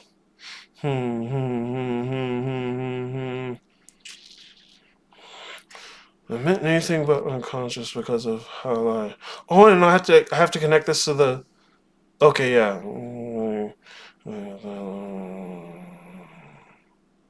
Well, I think if you look at what Freud and Jung are talking about, most people live unconscious of so much of their reality. So, I mean, from a certain perspective, yes, you can call most people unconscious, and most people are willfully unconscious. I think in this sense, instead of saying unconscious, I would say ignorant. I think I get what you're pointing to, though, which is why I'm suggesting a different word. I would say ignorant. Because a lot of people are willfully ignorant. Yeah, there's a whole framework here for the idea of ignorance. There's necessary ignorance, which is just kind of inevitable. Most everything is necessarily going to be ignorant. Then you have the willful ignorance, where you're trying to rebel against your ignorance, but you're trying to rebel against all ignorance, or you embrace ignorance in an effort to not have to face the fact that you're ignorant. You just, oh, well, I'm ignorant, and then don't do anything. Look at me, I'm the fool. Yeah, but you got to actually strive. And see, the third level, which is actually where you get to work, is inevitable ignorance. Here's where you're actually contending with the inevitability of ignorance and doing something about it. You don't settle for, look at me, I'm the clown, I'm the fool, I'm here to wake you up. Nah, that's cap. Niggas do it, but it's cap. Yeah, I refuse to be in the same spot either. I'm gonna be more fucked up or moving forward, but not the same spot. You ain't gotta get in here and get the work done, man. People don't get it, bruh. These initiations, you just take a chunk out of your life. This wasn't some hobby. It's something you just do on the side. It's a way of life. It's a way of being. I ain't talking about sun gazing and deep breathing or eating your carrot sticks. What the fuck is you?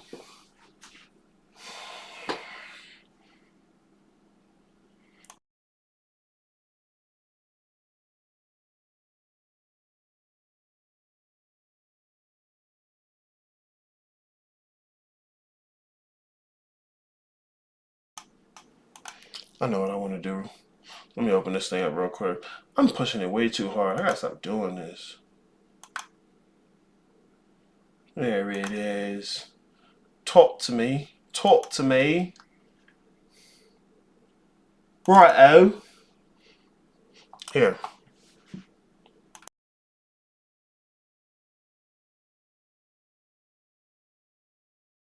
And if everybody agreeing on the same thing, somebody wrong.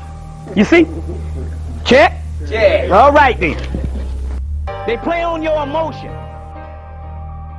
Saying nothing well and playing on your emotion. Tell a person what they want to hear and say nothing well. You can say nothing if you can say it well. They play on your emotion.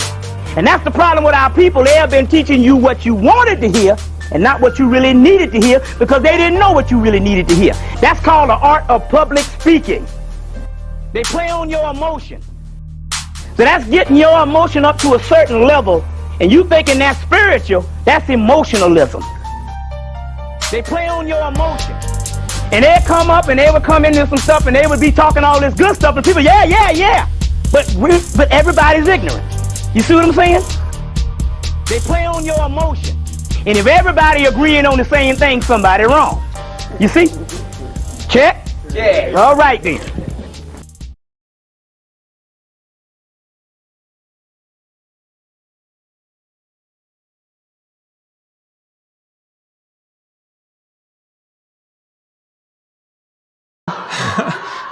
So how in the world is something like that supposed to create its own values? You're not in control of yourself to that degree. And so Jung's answer to that problem was essentially to look partly within and partly to look in the symbolic domain. And what he realized as a consequence of doing that was that there was a profound answer to the question of the resurrection of value. And for him, that was really the embodiment of the pattern of Christ. That was the self as far as Jung was concerned. There's no difference between the archetypal self and the symbolic Christ. They were the same thing as far as Jung was concerned, insofar as Christ is the vision of the perfect man, right? Which is a symbolic vision. So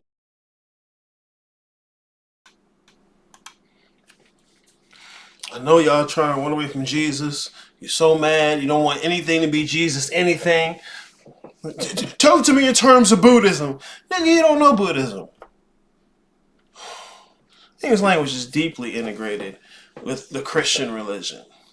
Not so you have to be Christian, but it is to say you know it. And so don't try and run from it. You looking at folks from the Western world, you speaking English? You speaking the King's English? Yeah, you're not getting away from it. So stop trying to run. All right? Because this is part of what I get into when I'm teaching people about genius. A very simple way to kind of articulate it. It's kind of like what Jesus is in Christianity. Jesus is the light, the truth, the way.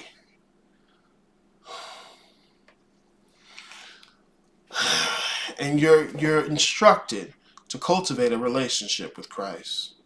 Not one where Christ is a metaphor for real life. Where your relationship with Christ is real life. So then what do, Arius? Boy, stop. Because if you understood what I'm saying, you'd know what to do.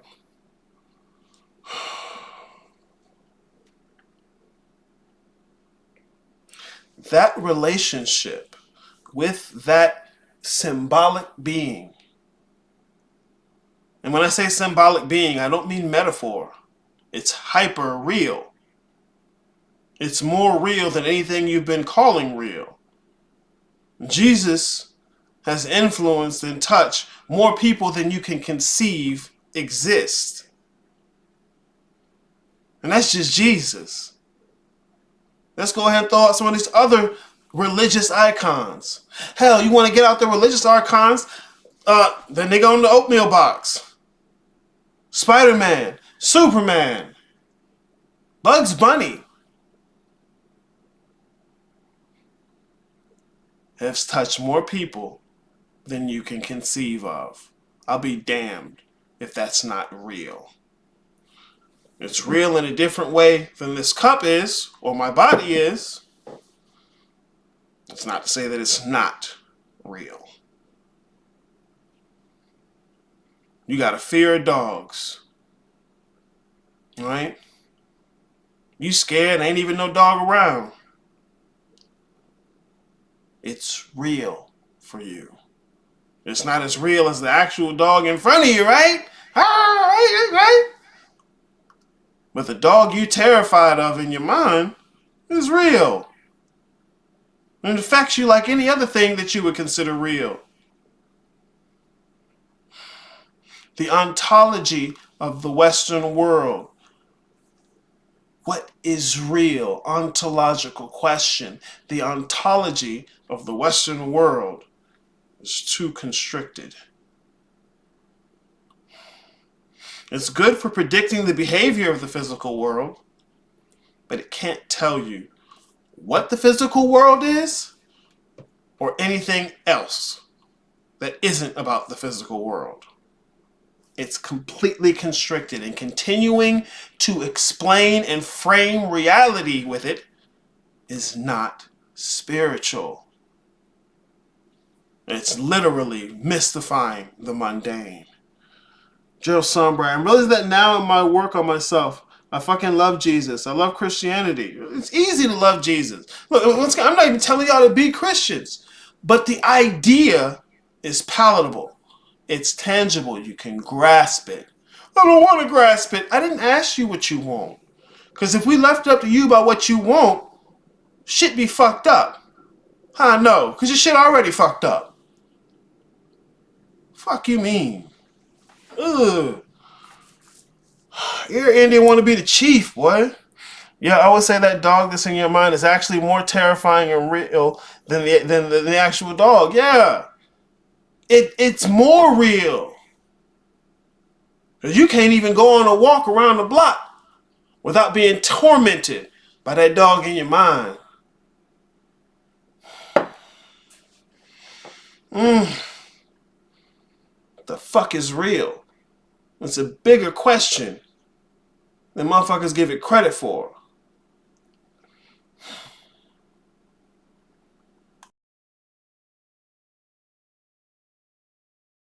You could say, well, what is Christ? And the answer to that is, well, Christ is whatever you think of as the perfect man. Now, you're going to have diverse representations of that, so you could think about it, Christ as the totality of the visions of the perfect man. It's something like that. And then that the goal of life was to embody that as deeply as possible. And Jung also believed that the world would transform itself around you to the degree that you did that, to an unspecifiable degree. And that's where the symbolic reality and the historical reality unite. You know, and because we know it's true. We also know this is true. If you look at people like Gandhi, or you look at people like Solzhenitsyn, for example, these are great people who stood up as moral icons, let's say, in the midst of absolute chaos. And they transformed entire civilizations by doing that, by standing up for what they believed to be true. They transformed the entire world around them. And of course, they're only partially perfect. Someone like Solzhenitsyn or someone like Gandhi or perhaps someone like Nelson Mandela. They're only partial incarnations of perfection. But even to the degree that they were flawed, you know, they were perfect enough so that despite their remnant flaws, they were able to reorganize being itself around them. And we don't know what the ultimate limit of that is. We really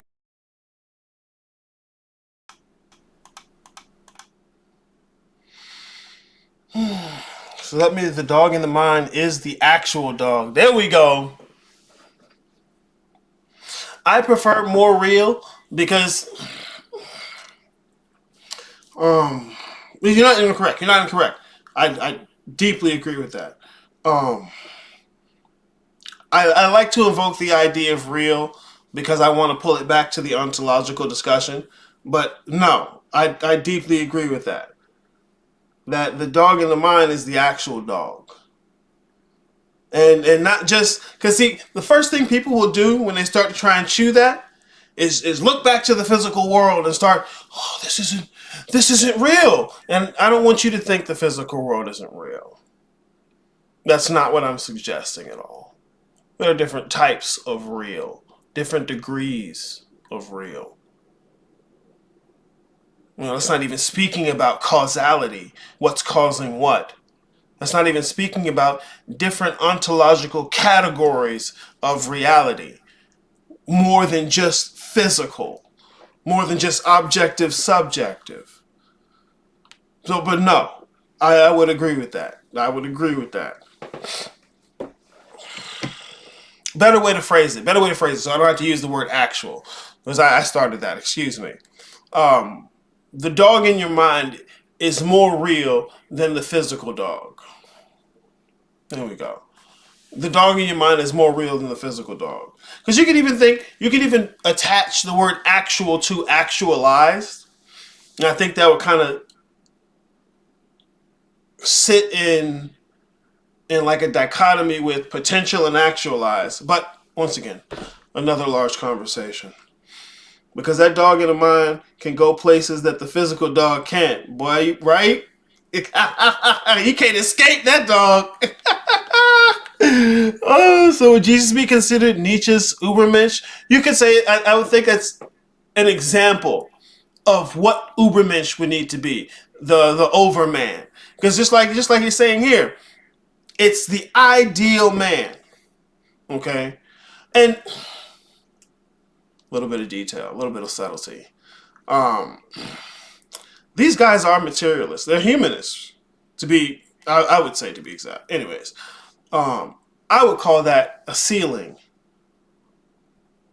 on their thinking because their metaphysics reduces everything to physical. When you have a metaphysics that extends beyond physical, you don't have to limit it to that Ubermensch being the ideal man. Okay? It goes further than that. But whatever though, right? Fuck you, Aries. You're just trying to confuse me with your tricky questions and you're sounding smart. Whatever. But yes, I would think that's somewhat accurate. But also the way of relating to the imaginal dog and the way of relating to the sensory physical dog aren't the same. Different faculty, but people use sensory way to understand imaginal. If they even accept the imaginal as an ontological reality.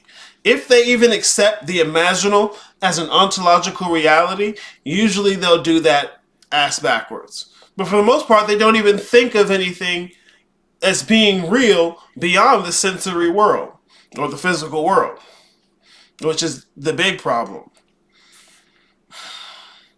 Because look, reality is completely different when you stop trying to conceptualize the world beyond the physical in terms of the physical. Look, that's like us trying to explain this world we live in here in terms of Super Mario Land, in terms of Boruto. It's just like on its face, you're like, well, that's flawed. Well, yeah, but that's the same thing people are doing.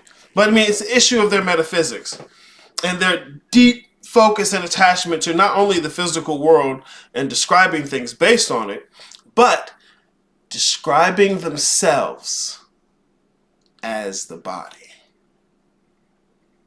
And it gets into the what is you. Because look, talk is cheap. Anybody can just say, I'm not the body, I'm the God. I'm all these gods. I'm everything. Okay, talk is cheap. The devil's in the details. If you haven't even begun to think about this shit, I'll be damned if you any of that. I'll be damned if you any of that. Talk is cheap. The cosmic dog. My mind starts pulling on George Clinton. George Clinton. Where have I heard that name? Sorry. George Clinton.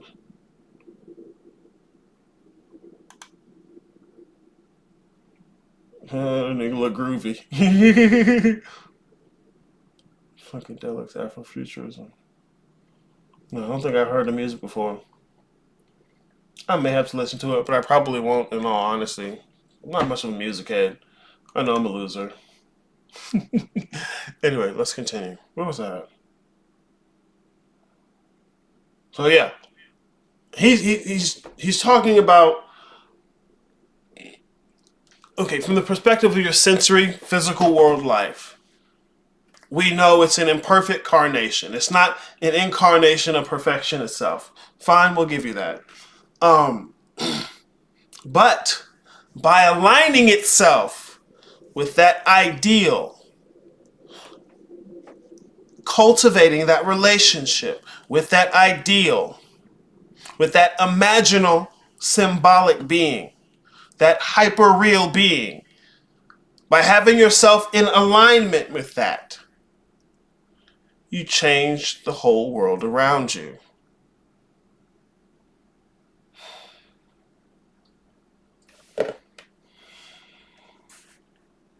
I don't know what to do. I'm just gonna, look. I'm gonna rewind a little bit so he can say it.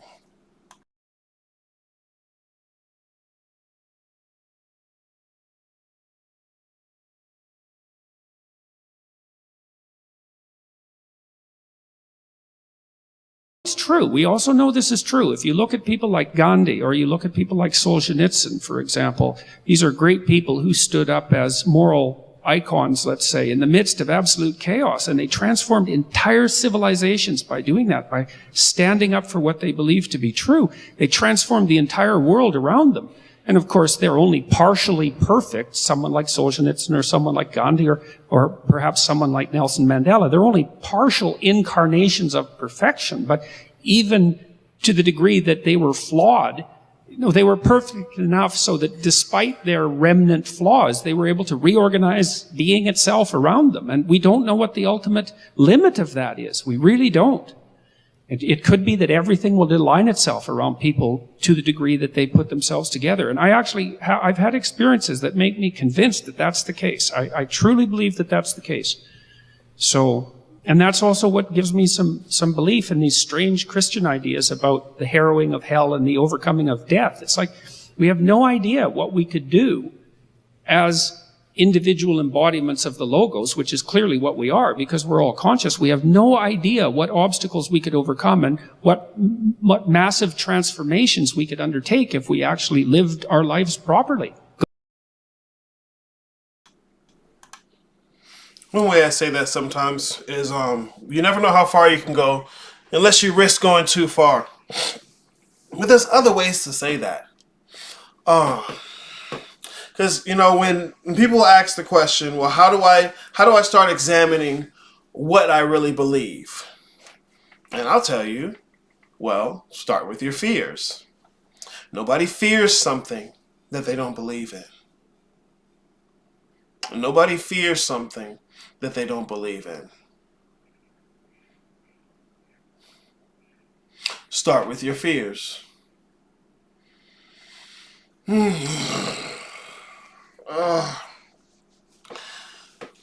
the idea of time travel, where they'll tell you that when you go into the past, don't alter the timeline.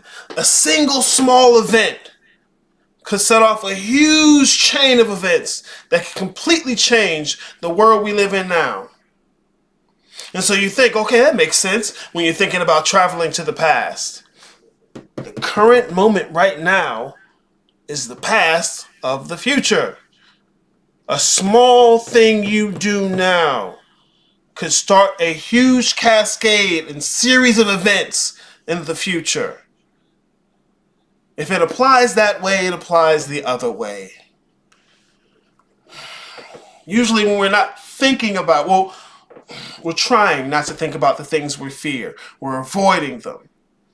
We're limited based on avoiding what we don't want and chasing what we want. And so it limits your scope of what you can perceive, what you can imagine. And it's not to say that's wrong to be that way. It's to say, here's the limit. The things you want, the things you don't want, are things you can imagine. Fair play. These are things you can imagine. The world of things you could never imagine is much bigger. The world of things you could never imagine is much bigger. And unless you can begin to align yourself beyond what you're trying to avoid and what you really want, once you can begin to align yourself with reality beyond those things, you're availed to shit you never could have imagined. Like, it could be simple. Malik, did you check out that Wes Huff interview with Joe Rogan? He mentioned how he disagreed with Jesus being an archetype of being morally good, and that it misses the point. No, I didn't check anything else out from Wes Huffman. I just watched him have a basic conversation with Billy Carson. You know, that's why motherfuckers won't allow you to contend what they say, because most of them have nothing to substantiate. And they know motherfuckers ain't gonna look nothing up. So they can just say anything. But yeah, I'm not even really interested in Wes Huff. Like, I feel like, you know, he's only popular now because he had that debate with Billy Carson. Like, I would call a debate proper if Billy Carson actually had anything. But no, I did not check it out.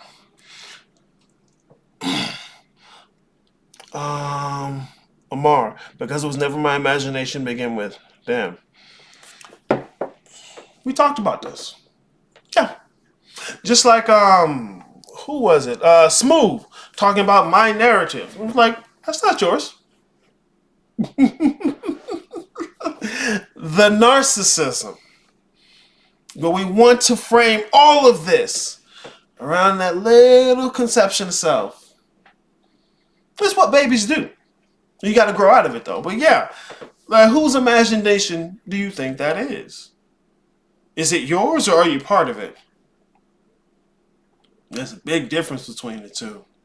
See, with people like Jung, with Jordan Peterson, Nietzsche, they have a particular metaphysics that they're speaking from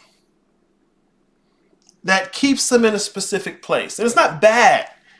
It's not bad. I'm not saying beyond all limits. No. Limits have use. They have utility. Okay? But the metaphysics that they're using only allows them to go so far. That's why Jung and Nietzsche hit the wall that they hit. Because it's like a glass ceiling. It's like, I can't move further than that. Because they're trying to keep proximity to the academic world. And I think Jordan Peterson has to do this. John Vervaeke has to do this as well. Bernardo Kastrup, Donald Hoffman, all of them have to do this as well. So I can point to what they're saying and then bring it back and talk to you about metaphysics or spirituality. But for the most part, they're not going to talk about it. They'll try to touch it a little bit, but they can't get too close because they have to keep a certain proximity to academic materialism. Just to be continued to be considered not necessarily simply relevant or reliable, but plausible. Yeah. But, you know, you hit somebody like James Hillman, who wasn't as constrained. Henry Corbin. Because, you know, James Hillman was kind of constrained, which is why he stayed the way he did in the beginning. But Henry Corbin, much less constrained, because he didn't take professional clients. So he was allowed by himself to extend his metaphysics, which is why he can ontologically postulate the imaginal. And that makes a big difference. Maestro, morning. Liberty granted is also a limit. I was caught in Hegel's style of history, trying to keep it secular, but still had metaphysics unchecked in there. Because what you mean by secular comes with some shit. And see, we're taught that the secular view is objective and neutral. But that's saying something. That's coming with something. It's coming with the physicalist perspective and the human narrative. It's the same place Young and them are. It's not to say you can't do great things from there, but you can only go so far, and you can only see things in a certain way. Malik, no limits as metaphysics means you aren't doing anything. The second you embody something specific, it goes out the window. Well, metaphysics doesn't mean no limits. It means beyond physics. You see, a lot of people have gotten this bad taste in their mouth. Ugh, how do I say it like that? Anyway, bad taste in their mouth about the concept of limitation. They want to be beyond all limitation, but that's, I don't just want to say it's unrealistic. It's short-sighted. Limitations have utility. Limitations have utility. For example, constraints. Constraints limit possibilities of things, but in doing so, it just like with physicalism, you limit your scope, and because of that, the birth of the natural sciences came about, and we can do all kinds of things to predict the behavior of nature. But if you isolate your scope in one place, you lose it in another. But that's inevitable, because if you see everything at once, you're not really seeing anything. Part of seeing is not seeing. What we don't perceive gives definition to what we do perceive. The two go hand in hand. And so trying to beyond all limitations, it's usually from not understanding what limitations are. Like a game, right? Without limitations, you can't play a game. Basketball, chess, video games. Without limitations, you can never play a game. Without limitations, we couldn't have a conversation. Limitations have their utility. So you don't want to learn how to get beyond all limitation. You want to learn how limitations work and be able to wield them. And look, the larger part, because I know motherfucking ear peek up, how to wield them. Learn what limitations are. How they work in and of themselves. Then you can learn how to wield them. Like training a dog. Before you can train a dog, you got to know what it is and how it works in and of itself. Then you can train it. Just get me to the cool stuff, Aries. Whatever, man. That's a cool saying, Maestro. Hoffman said, fuck it. I got tenor.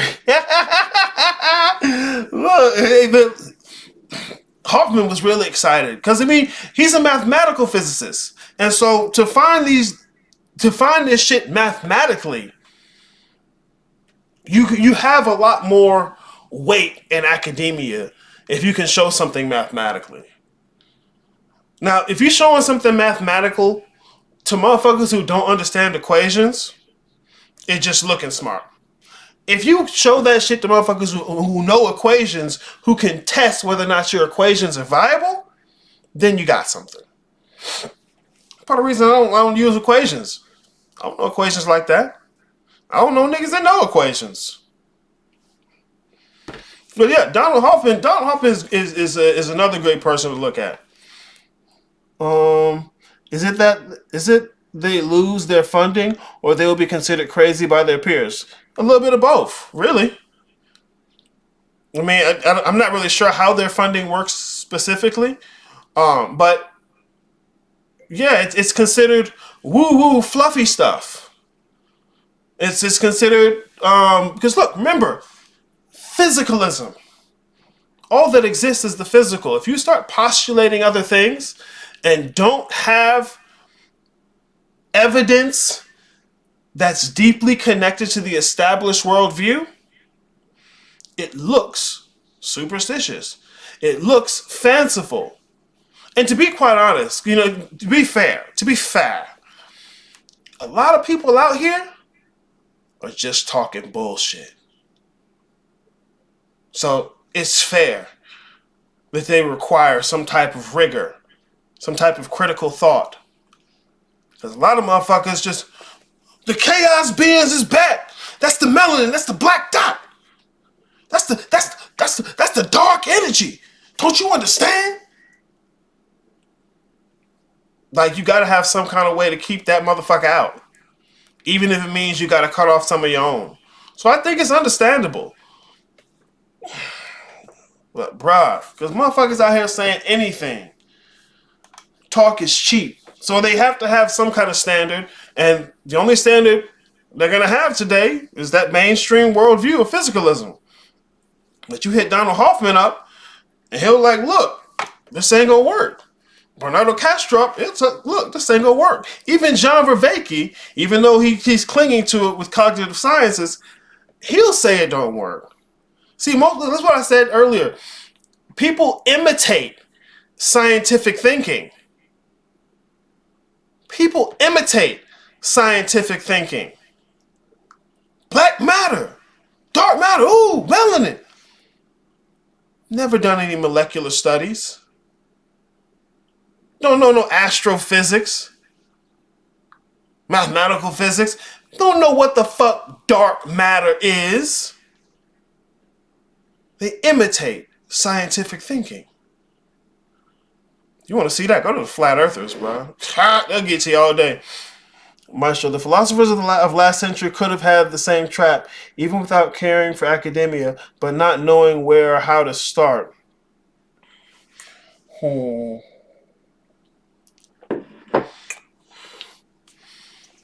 Well, I don't know if I consider it a trap.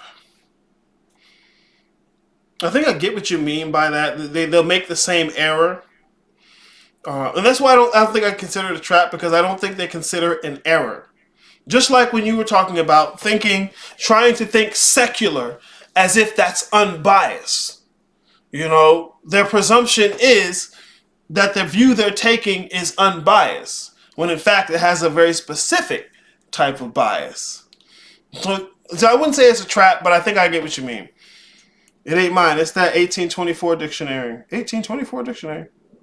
Oh, the Webster's dictionary I'll be telling you about? Hell yeah. Look, well, dictionaries got a bunch of shit, man. There's no such thing as the dictionary. There's all kinds of dictionaries, and they're different types of dictionaries, different types of encyclopedias. Like, bro, niggas be playing, bro. Niggas be playing, bro. I can't deal with it. Because I just had a whole bunch of them the other day. I was like, Encyclopedia of Taoism. There was an Encyclopedia of Judaism, Encyclopedia of Hinduism. I have Christian encyclopedias, Encyclopedia of Buddhism. Like, brother, I think I had one for Shinto, right? Historical Dictionary of Shinto. Like, words mean shit. Especially in a context.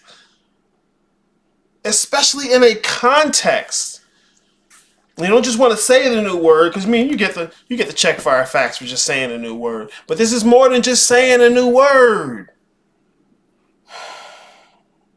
I'll be alright. I'm a piece of shit. So yeah, people today don't have a spiritual axis on the way that they frame not only the world, but themselves as part of the world. They have no spiritual axis. It's all horizontal. It's all a flat plane for them. And having that axis allows you to align yourself with it, and doing that, because that axis is central to the entire horizontal plane. This is what we're talking about with Henry Corbin and the Cosmic North. Whatever. Fuck you, Aries. I know, I get it. God only knows what we could get rid of. We could get rid of malaria. We could get rid of schistosomiasis and the guinea worm. Those are going to be gone soon anyways. Polio. We're going to get rid of hunger. Maybe we can get rid of death. Maybe we can get rid of hell. Who knows? And I know I'm certainly someone who believes that hell is real because I've read enough of the accounts of what happened in the 20th century to know precisely that it's as real as the most warped imagination can possibly make it. And that's plenty real enough for me. So I would say Jung's vision is very much in keeping, as far as I can understand, with the central traditions of the Orthodox Church, because he believed that it was the highest moral duty of the awake soul to participate in manifestation of the self. That's this union of things that Jonathan talked about, that's beyond duality. It's to bring everything in you together into this kind of harmony that then extends beyond you into your family and past that. It's musical. That's what music represents. That's why we find it so intensely meaningful. That's what music tells us. It's an artwork based upon the meaning of pattern, and it infuses everyone. You know what it's like to listen to music. So one of the things that really affected Jung, who by the way worked for the American government and the CIA during World War II, sending them psychological reports on Hitler, Jung meditated for a very long period of time on what happened in Nazi Germany. And the dictum that he derived from his alchemical studies was inster qualinus invenitur, which I'm probably saying wrong, but it means the thing you want most will be found the place you least want to look. And so for Jung, because one of the questions you might ask yourself is that if enlightenment is possible, let's say, if union with the self is possible, or some sort of mystical transcendence, why in the world aren't we just all that way? What's the barrier? It's like, well, we could be way better. Well, why not just do it then, if it's just right there ahead of us? But the answer to that is something like, you cannot conceive of how good a human being might be until you can conceive of how evil a human being can and will be. And that means to encounter in yourself the Nazi, the prison guard, the Auschwitz guard, to understand fully that there is no difference between you and the people who were killing children in the Nazi death camps. That's you. And that's that encounter with hell. That's literally that encounter with hell. You're a denizen of hell insofar as you're capable of that, and you are capable of that. And there isn't anything, I think, that can scare you straight except that knowledge. You can be and are a vessel that can be used for absolute evil, and you would participate in it. You would participate in it. And so for Jung, the pathway to, it's like Dante. You don't get to paradise before you go to the lowest levels of hell, right at the bottom where betrayal lurks. For Dante, that was the worst of all sins. And so it's a terrifying process. I try to teach my students in my Maps of Meaning class, which is the opposite of a safe space as far as I'm concerned.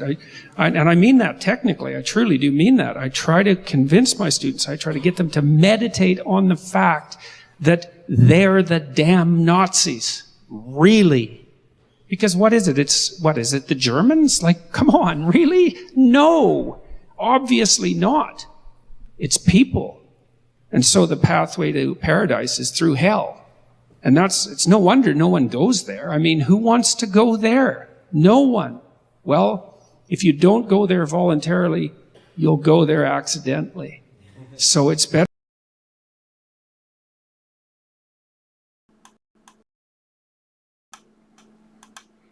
If you don't go there voluntarily, you'll go there accidentally. If you don't go there voluntarily, you'll go there accidentally. You fucking with this spiritual stuff? You're going to go there voluntarily. Again, and again, and again. The place you're going to find the thing you want most is in the place you want to go least.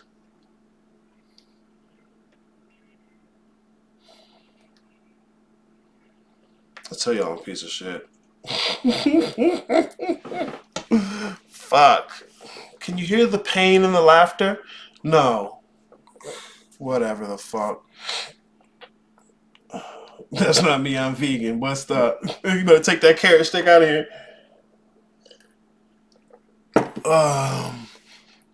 We'll update the Bible for COVID. Look, man. Look, you joking? You joking? The real shit, bro. If you get what the Bible is doing, you can do it, be rich. You can do it, be famous. Plenty of people have tried doing it. Hey, man, look, it's out here. Y'all motherfuckers be so ready to run from religions, but you're in a better position than anyone you know to actually reshape that shit. Fuck me though. Gerald Sunbright, I've been realizing that in my work too. Going through hell kind of thing. Voluntarily. Yes, you have to approach it voluntarily because it fucks you up when it sneaks up on you. When you went your whole life certain you're not a betrayer. You never betray the people who are close to you, right? Then you do. And you got to spend years justifying it away. So you never actually have to face it. You know, the post-traumatic stress disorder. Like, let's say you got one of them nice old good old boys, right? We're a wholesome young fella. Enlists and goes over there to Iraq. Fight for my country. For some reason, one of the motherfuckers ain't scared to die and ain't thinking about what the fuck this life is. Straps a couple bombs to himself, some women, and some children. And he running at you. You gotta take them younglings out. Again and again and again. And all of a sudden, not only have you become something you never imagined you would have been, you actually found you liked it a little. And then you come back home. And you have to contend with that.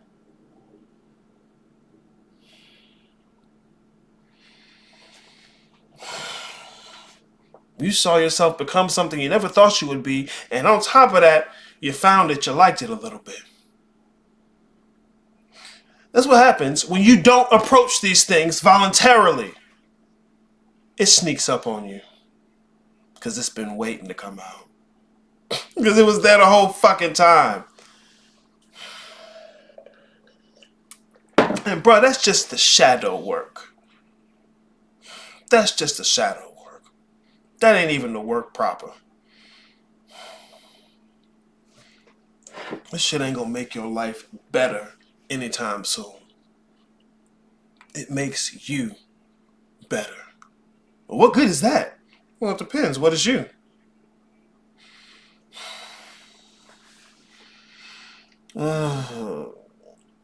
Feel like other guys came here to reshape that shit, but not me. Look, everybody but not you, right? Nah, man, get out there. Malik, no matter what you choose, you go through shit. Hell yeah, that's why I say play to win. And stop trying to play avoiding this loss and that loss. Play to win. Losses gonna come. You don't win by avoiding losses. Relax, you good. What's up? Welcome to the show. Real shit, I'm about to end this shit, man.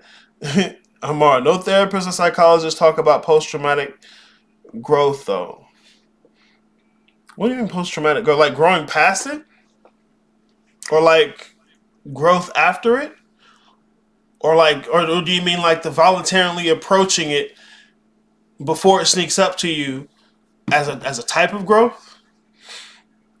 When you was talking, remind me of that story. You telling me about that dude being gay, and you went home and did some shit. Oh, yeah. I remember I worked at a restaurant, right? And dude, he was another waiter. And he was telling me about his life. How he had he had a marriage, kids, all this stuff. But now realizes he's gay. That blew my mind a little bit. I'm like, wait, how did that sneak up on you? Not to say it shouldn't have. It first occurred to me that something like that might be able to sneak up on a motherfucker. This motherfucker was out here being, he was gay now. He was gay then. Like, but you had wife, kids, all that, and found out you gay? So I was like, look, this is before I even knew shadow work, anything. I went home, spent the next day or two just thinking about it. Really think, like, looking for it. Is this in here? Searching the room. Is there gay up under here? What the? How does that sneak up on you? I didn't know. I still don't really know. But there's probably people you can have conversation with about it. But yeah, I went home. That blew my mind for a little while. I was like, wow. Yeah, I got to double check. I can't just be like, nah, nigga, I'm like this right now. Like, hold on. What? Nah. Man, this is Atlanta, bro. All kind of niggas out here gay. If it was in somewhere like Kentucky, I'd probably never have a meeting with somebody like that. Anyways, though, yeah, that's what that was. I had to go home like, look, bro, I got to check this out. What? That's just snuck up on you? I didn't even know that could be a thing. What's that? Maestro, without the moral, not good and bad, forces of society, modern warfare includes that type of contention. Niggas don't complain enough. Massey before secular World War I. Niggas didn't complain enough. Without this moral, people think they can make up their own values, and that's usually code for I want to do whatever I want to do. You don't think they can make up? Another thing I find, talking to people, a lot of people want you to tell them what to do. But they don't want to feel like that's what you're doing. But they want the benefit of that. They don't have to think about it. Tell me what to do, but don't make it feel like you're telling me what to do. I'm telling you, bro, you get good at that, you make money. I'm telling you. Bet, I'll just run the video back. Always do. Please do, man. Amara, gaining from the adversity or trauma as opposed to it hindering you. Okay, yeah, that kind of growth. Positive psychological changes after trauma. You know, you got to walk people through that trauma. Like, your perspective on things is different from when you're running from it versus when you were moving towards it. Running from it versus moving towards it. Running from a dog, you're not going to learn anything about it. You may learn how to jug right where to hide, but when you're running towards it, you get to see the motherfucker. You get to learn something about it. And you may not be as scared of it as you thought you was, because you actually approached it. It could all be so simple, guys. It could all be so simple. I'm so serious. Okay. Yeah, that's my thing for today, guys. En masse. Niggas didn't complain enough en masse before secular World War I. I mean, anyone who was complaining probably wasn't listened to. You know, I know niggas was like, hey, man, what y'all doing, man?